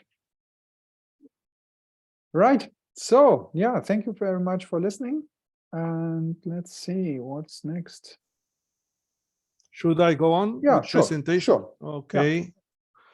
Then our next participant is Jan Langevaad from Denmark with an amazing home automation with ESP32 Forth. Go ahead, Jan. Thank you. Does it work now, my microphone? Excellent. Yep. Okay, great. And I will share screen. Oh, sorry. Share. Yes. So I hope it works. You see a picture and a screen of source code? Yes. Okay, I can go ahead. Well, I'm an amateur like many of you, and in fact, I have been a professional in the 1990s. I had a company, started a company making computer telephony integration. And there I use how much SoftWorks Windows Forth, and it worked very great. But after a few years, I changed it to Delphi 7, and have used that for many years. So nowadays, Forth is a hobby, and I primarily focus on ESP32 Forth. Okay, I have a nice summer house, and there can be two major problems in a summer house. That is the winter, the water pipes can explode, and in the summertime you can have troubles with mice. Also in the winter you can have trouble with mice or mouse. And I put in a here it is. I have put in a kind of a buzzer. It's mounted on inside the wall in the house, and when I'm leaving the house, I turn it on to deter mice from coming in, or especially to stay in the house. And this mice deterrent is controlled by a normal, very cheap switch on the main power. And when I leave the house, I press the A button here, and the mice deterrent is buzzing away on the wall in a very strange pattern to scare the mouse getting out of the house. So that is the existing hardware I had. So I wondered if the other problem could be solved. That is closing the water when I'm not in the house. You see, if the water pipe breaks during a winter, like we have now here in Denmark, that could be a major catastrophe, flooding all over the house. So every time I leave the house for a few hours or maybe a day, I close the main water valve, but it's in another room. I have to open the door and get down on knees and close and all that. It's quite a mess to do that. So I was wondering how I could automate that a bit. And I bought an actuator, very, very big and very strong actuator that can handle something like 30 kilos or something like that. It's running on 12 volts, but it's very stupid, so to speak. It can only, I have to control the force or backward movement by changing the polarity. So that is a little tricky to control it. It is so clever, however, it can report back what is the position in an analog value. But otherwise, it's rather stupid. I have to control the power direction in order to steer the movement of the actuator. So the idea was, when I anyway activate this buzzer when I'm leaving the home, the same action should control the water pipe line here. So the idea was to cut into the power line, this 12 volts power line that is activating the buzzer. I cut the line and put it into somewhere in this box. It's coming in here. I can see when is the 12 volts for the mice deterrent on, and when it's on, it's better time. It's a good time to close for the water also. So in order to power the water pump and the attenuator, I have 230 volts coming in here into the relay, and when I turn it on, the 230 volts is coming out here, and that is powering a big PC power supply delivering 12 volts and something like 3 amperes. Here's the normal USB serial line to the ESP, and I have a separate power line of 5 volts that can power the ESP32 when I'm not actually having a PC in the other end here. Here's the reset button, and if we have a look on the other side, like all the other demos we have seen today, we better turn on some green, red and blue lights. So I have put in a LED. It's one LED with 3 different colors. And there's a buzzer, local buzzer here, not to mix with the other buzzer we have on the wall, but that is a buzzer locally here in the box. There's a switch here, that is I call it a boot switch. It has 3 positions, a normal standby position, and upwards I can take it for a moment, and downwards it can stay in a downwards direction too. But when it's in the middle, which is the normal running mode, it behaves like an automatic installation. But I can, by moving the switch during boot up, I can manually open and close for the water using the same switch. And here we have the relays controlling the direction, 2 relays, which is moving plus and minus to reverse, so the actuator will run the other way, so to speak. Here's the more important and very dangerous part, that is the 230 volts switch or relay, where the 230 volts is coming into the relay, and on the control, when the mouse deterrent is activated, will activate 230 volts, which is giving 12 volts to the actuator. So we can have a little demo of how it works.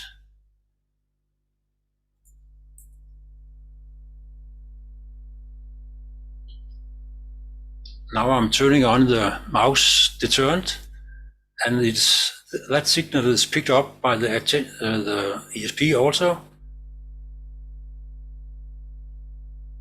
And the water is closed. Okay, this is not rocket science, but anyway, it's what we call in Danish shooting sparrows with a cannon. But it's quite fun shooting sparrows with a cannon, believe me. Okay, one thing what is very special about this application, that its timing is of no absolute meaning. You have plenty of time, seconds, not in microseconds, but in seconds. It takes something like 12 or 15 seconds to open or close. But what makes it more than shooting sparrows is there is a need when you open for the water. If you open it very, very fast, I've been warned by a worksman that if I open too fast, I could do some damage to the pipelines in the house. It's a kind of water shock. So you can have the same problem in the other end of the house. If you close the water very, very fast, you have tons of water coming into the house and you just shut it off. That could make the piping go bananas. So in order to control it, I both have to reverse sometimes the polarity on the actuator, and also I have to open in small, very small steps. You cannot do it analog. I have to do it on, off, but I do that in maybe 10 or 12 small steps in order to very slowly open for the water. You can see here, when I open, you can see it will go in. I hope this is the one. Yes, now we're opening it again. In this demo, it only uses maybe 5 or 6 steps. That was before it was in production, so to speak. Now I use something like maybe it's 10 or 15 small steps. Well, maybe it's time to see how it's coded. Again, in order to shoot sparrows with a cannon, I have decided to use multitasking even. You can see here, if we start from the very top in the bottom of the coding, I have an entry point here, and that is how it will boot every time, because the firm is coded into the firmware, so to speak. So when it starts up, each time I will go into the entry point. The entry point is here, and it's very simple, but I have to init all the pins, turn on the LEDs off, turn off all the relays, find out what mode I'm in, and we don't know the status here, but I will start a status task here. That status task is controlling the LEDs, so I can see the colors change from blue and so on. Let's see, just a second here.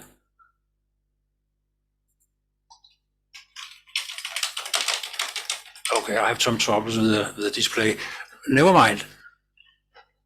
The status task, we can have a little look here. Here we're starting the status task, and that is starting at each boot. And here's the show status task, what it does.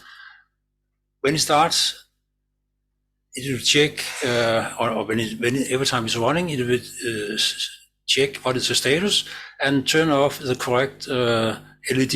That could be blue, green, and red, like we've seen many times today. But that's meaning it's unknown, or it's open, or it's closed, or it could be closing or opening. When it's doing something, moving, it's blinking. You can see we have a green flip-flop and a busy, that is the buzzer will flip and flop.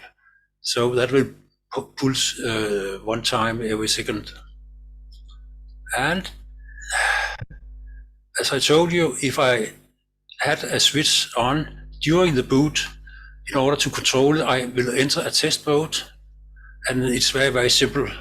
I can here just open and close for the water, depending on the movement of the switch on the front plate. Very, very simple. What more is more important is how it works.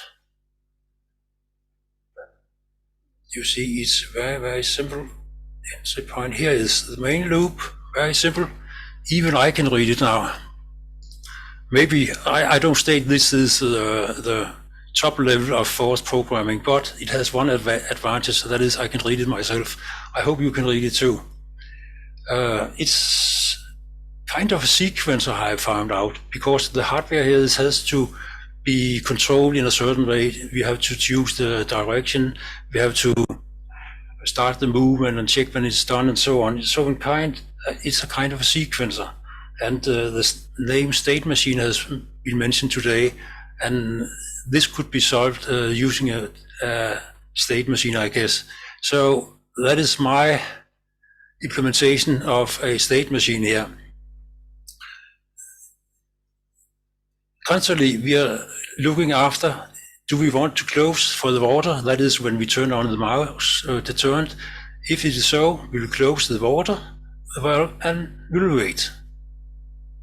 Otherwise, we will open for the water and await close. So it's a very stupid, a very, very simple operation here. But what could be interesting is what do we do, example, if we are opening for the water? Here we have it. See, I have some delays here. You see, time is no issue. We are wasting 3 seconds here. I turn on the 230 volts. That is for the power supply to the actuator. And I have some pulses when I turn it on. And here is the important part. I do 14 pulses of pulse on, taking 100 milliseconds. And I end up with 11 seconds of pulse on. That is doing the movement, so the water valve is completely open. And now I turn off the direction relays and turn off the 230 volts. And now I tell the multitasker that open is status, or the other way, status is now open.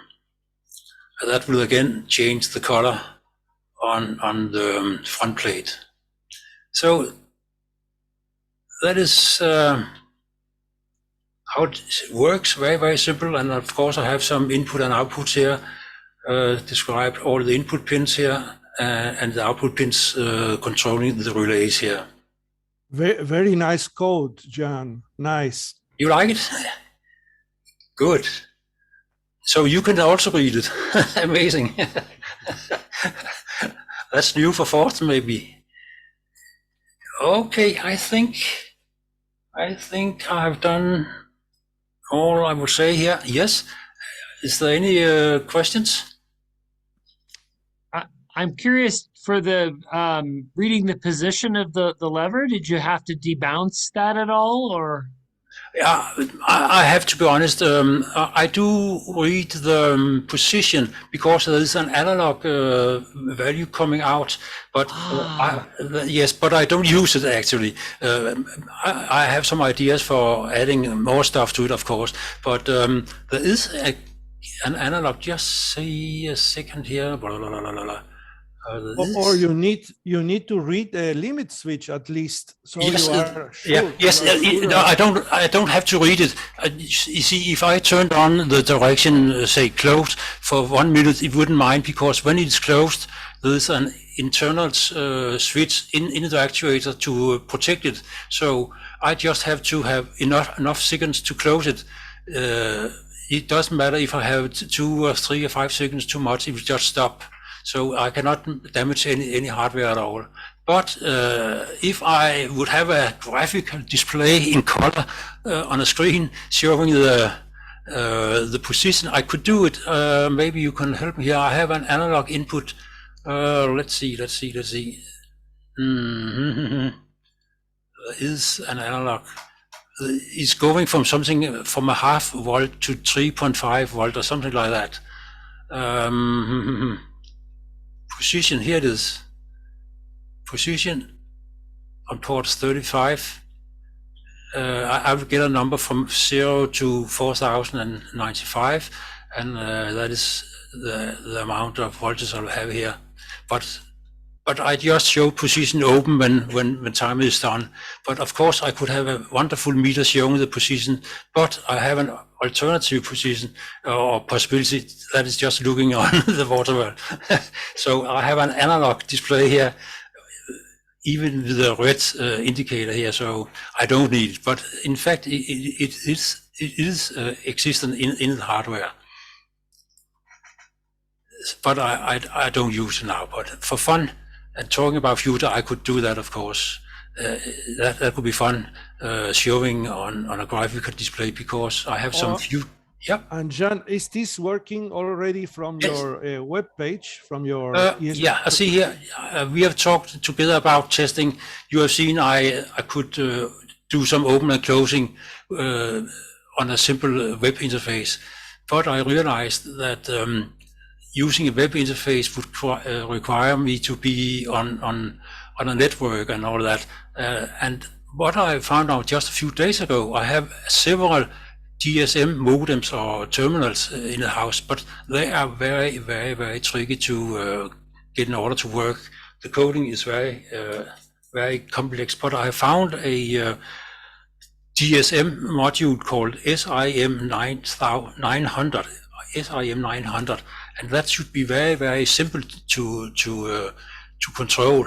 So what I will do, I would like to control the ESP via SMS, because SMS is simple, it works all over the world, and it would be okay for me to open some valves, or putting on some light, and just entering some cryptical words on SMS.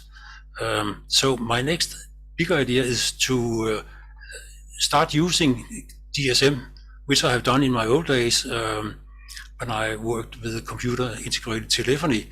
We used DSM and SMS signals to control a lot of applications. So that's the way I will go. Peter and I have been talking about using Bluetooth, but I ended up having some Bluetooth problems in that version I was using on the ESP port. I cannot remember what was the problem, but there was something not working. I guess Peter can remember that too. Is that true? Yes, I talked with Brad about this. Bluetooth is working apparently only over a terminal, isn't it, Brad? That's right. That's the current state. I still need to add bindings for BLE.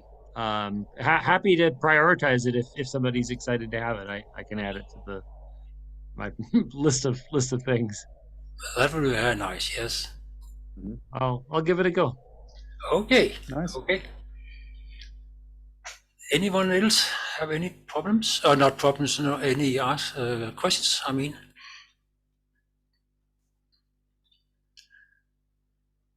No. Okay, I better stop sharing. Very nice. Thank you very much. Thank you. Very nice. Impressive. I'm impressed you have the courage to work with such high voltages. Yes, that's it's a big challenge. Better do it correct every time.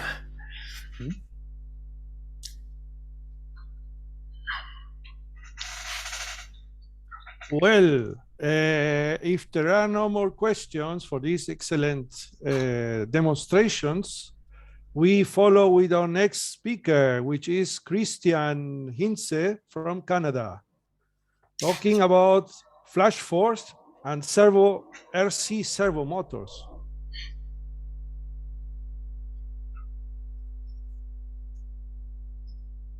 You are muted, Christian. Okay.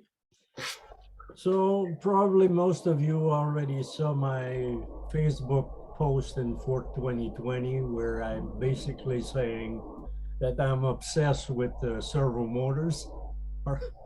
So I'll show you how this obsession turned out.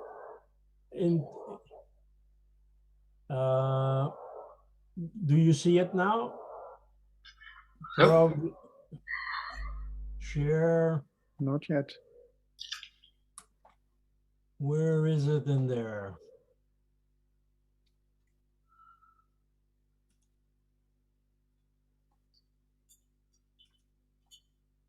What? Is it in the bottom of the screen?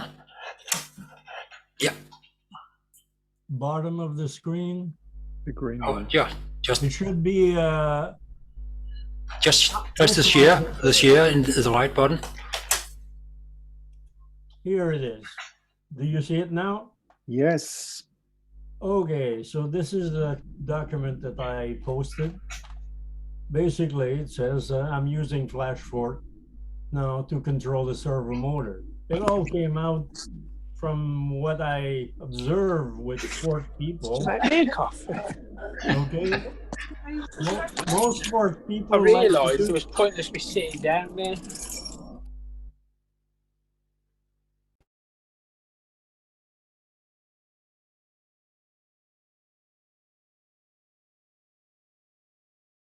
Oh, Christian, unfortunately I muted you because I clicked the wrong mic.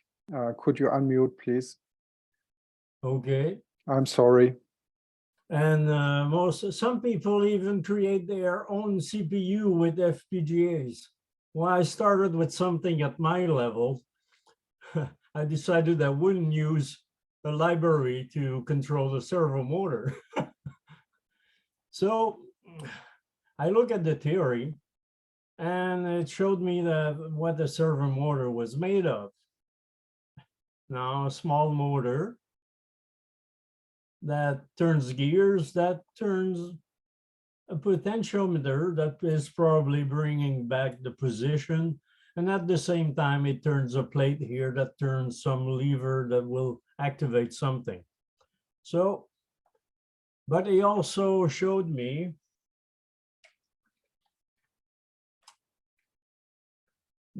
that the signal that controls this is a 20 millisecond repeating signal with a pulse width that varies to indicate the position. So I asked myself, how could I do this? I wanted to keep this simple. So I went to my old Flashforth. Yeah, one that I recovered from a garbage, no, let's say a garage sale. I had two Unos, 1 mega, 4 RC servo motors, and a whole bunch of little boards with relays for $5 in a garage sale.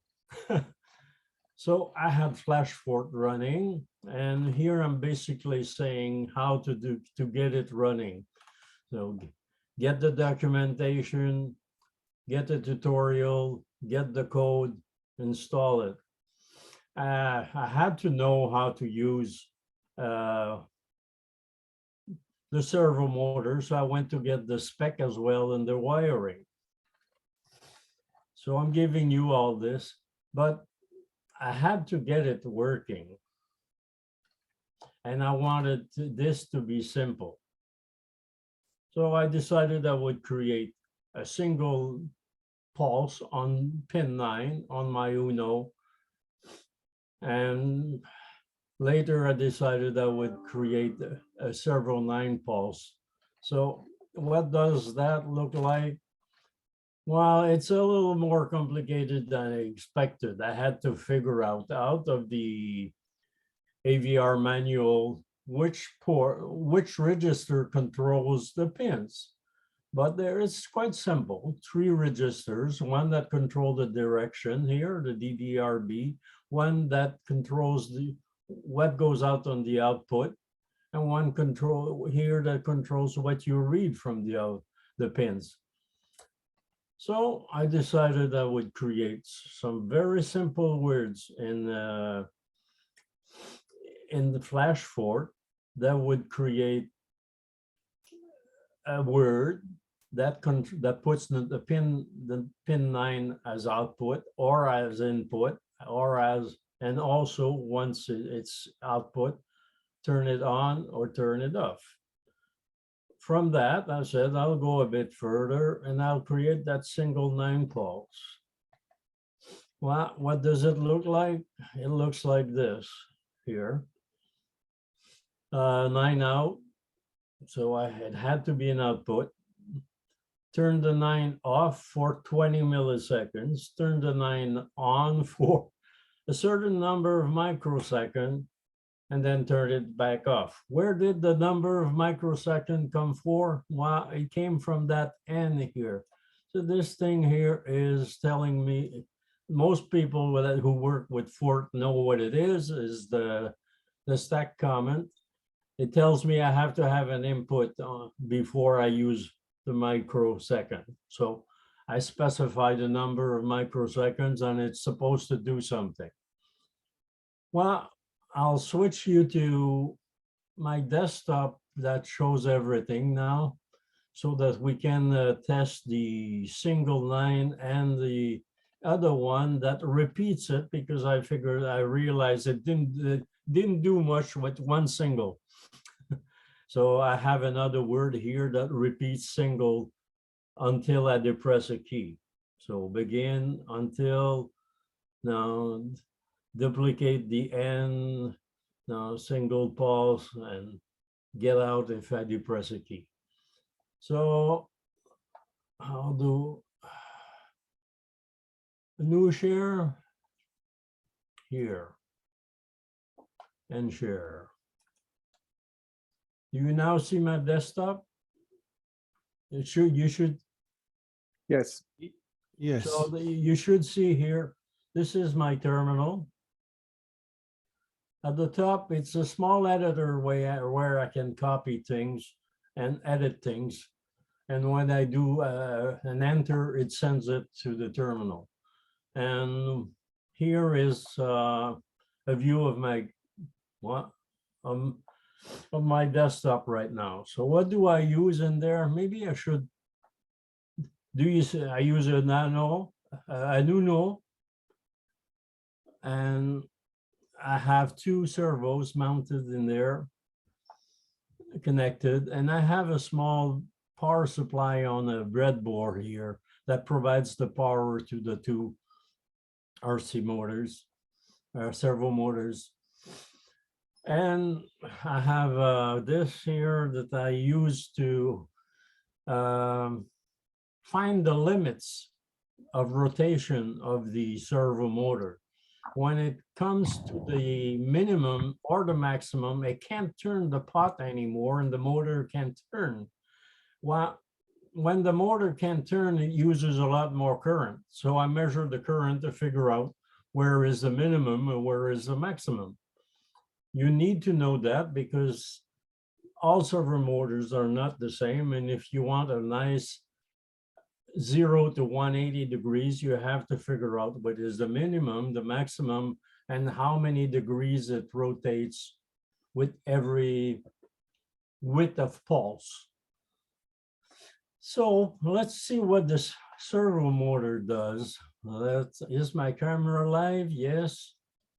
So what I have on the screen there in the compose area is my single 9 pulse that will send 1000 microsecond pulse, which is 1 millisecond, which is supposed to be more or less in the middle or the start of a valid pulse. What did you see it move? Probably not much. I try it again. Did you see it move a bit? Yes. Single is not enough. It only moves about 5 degrees every time I send a pulse. So I said, I need more than one. So I showed you that I had created the where's my servo? Let's go back here. And I know it's called SRV single 1000. Oh, it moved a lot more. If I do it again, why it doesn't move, it's already where it should be. So let's see if I use 450 instead, what will I get? SRV 9. Oh, it moved quite a bit. And let's say that I use now 2000. Hey, move all the way to the other side. So I pretty well have my 0 to 190. I cheated a bit here. I didn't show you how to to find the 450 in the 2004-50, but it was done with the multimeter and measuring the current. So essentially, I created what's needed to get this working. Now let's see it in a test. I'll use test 1 that I created using that single and now that servo 9 word. So what does it do? It goes from 0 to 90 to 180. But it was created before I knew that 0 was not at 1, and 90 was not at 2 millimeters, and 180 was not at 3 milliseconds. So, but it does work, and I would have to change the numbers in there so that it goes to the right place. So it's nice to be able to create all this very simply with just a few words. I didn't have to read a lot of stuff and learn complex syntax. All I had to do is be able to read the Flashforth short manual that is basically just 7 pages, and only 3 are related to the AVR because it covers also the PIC microcontrollers. Do I have another test? Yeah, I'll get out of this test first because I cannot do anything. So I depress a key and it will stop. And I'll change that test to test 3. You should see something else moving. That's the other server motor. Well, this one was properly calibrated. As you can see, it really moves 90 degrees. So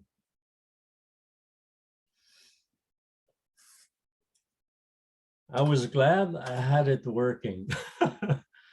But something is wrong with this. I can't do anything else while it's running. It's all stuck in the loop. So I had to figure out a better way to do this.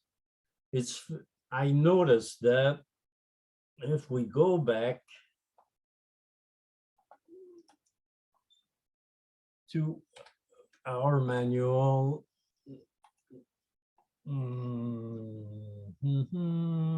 here, if we go back to this and we look at the command signal, it's occurring every 20 milliseconds, and it's a kind of pulse width modulation. So I said I should be able to do it with PWM. Flashforth has timers. It's got a 16-bit timer. And if I, now 2 milliseconds out of 20 is about, what, 10%? So 10% duty cycle would probably give me the right thing. And 1 millisecond would be half of that, 5%, and the other one would be about 7.5. Well, I had to adjust that to my actual RC motor, but I figured out how to get this working, and the test that I showed you here is really working with this. See the one with the stick that moves. So, but I will not cover this today. I think I've already, what I really want to show you here today is how simple Forth could be to investigate how to use hardware. I would not have done it in C because my only experience was in programming was with BASIC and Forth in the past. So I'm glad I could achieve this, and I could only do it because Forth was simple to use. So that's about it for me today. Thanks. Yeah, thank you very much. Yeah, great. Actual hardware moving. Are there any questions? How do I get back to to the screen where I see you?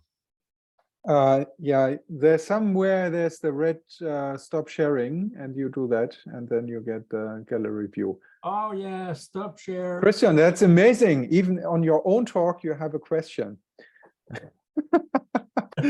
Yeah, wonderful. Are there other questions for Christian?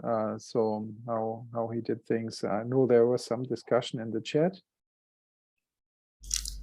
I don't have a question, but a comment. I have been flying a lot of model planes, airplanes, and gliders. So I have a lot of servos laying around. So you're giving me ideas to play with the servos, using them for a new reason. Do you know how all this started out? A full box for $15, I think, in a garage sale. But one of them was, maybe I should show you what they look like when I got them. I have to go back to share, I guess. And to my screen here and share. And maybe I should make it bigger.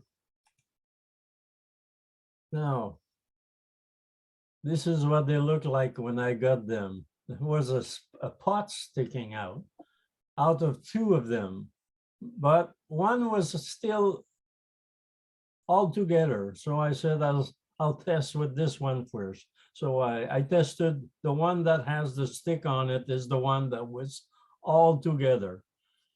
But I couldn't resist taking them apart. So yeah, it does have a bunch of gears, and the lever that rotates goes on there. And well, I'll turn it around and hold the gears. And on the other side, there was that pot that goes into some form of little controller board. There is a DC motor, and I don't think you'll see it, but at the bottom, there's the place where the pot was inserted, like it went in there. So one of them is a bit mutilated now, but hopefully I'll be able to put it back together. It wasn't too hard to open. All I had to do is remove a few screws, and the cover came off. So 4 screws, cover came off, tried to figure out how to get it apart, and all the gears fell, but now I know how they're built. Mm-hmm. Okay, yeah. Stop share. Wonderful. Right. So, yeah, again, thank you very much, Christian. And this is the end of today's meeting with respect to the talks that we give. we have another point on the agenda that is a chat on how we proceed with next year, any ideas. But we decided to stop the recording by now so that we are free to speak about whatever we want to. And yeah, so everyone who listens to the video later on, thank you very much for joining. And then next month there will be another recording meeting. Merry Christmas for all the group and for Ulrich in Hamburg and everyone in the world. And Happy New Year. That's it. Happy New Year, everybody. Happy New Year. Happy New Year. Happy Christmas.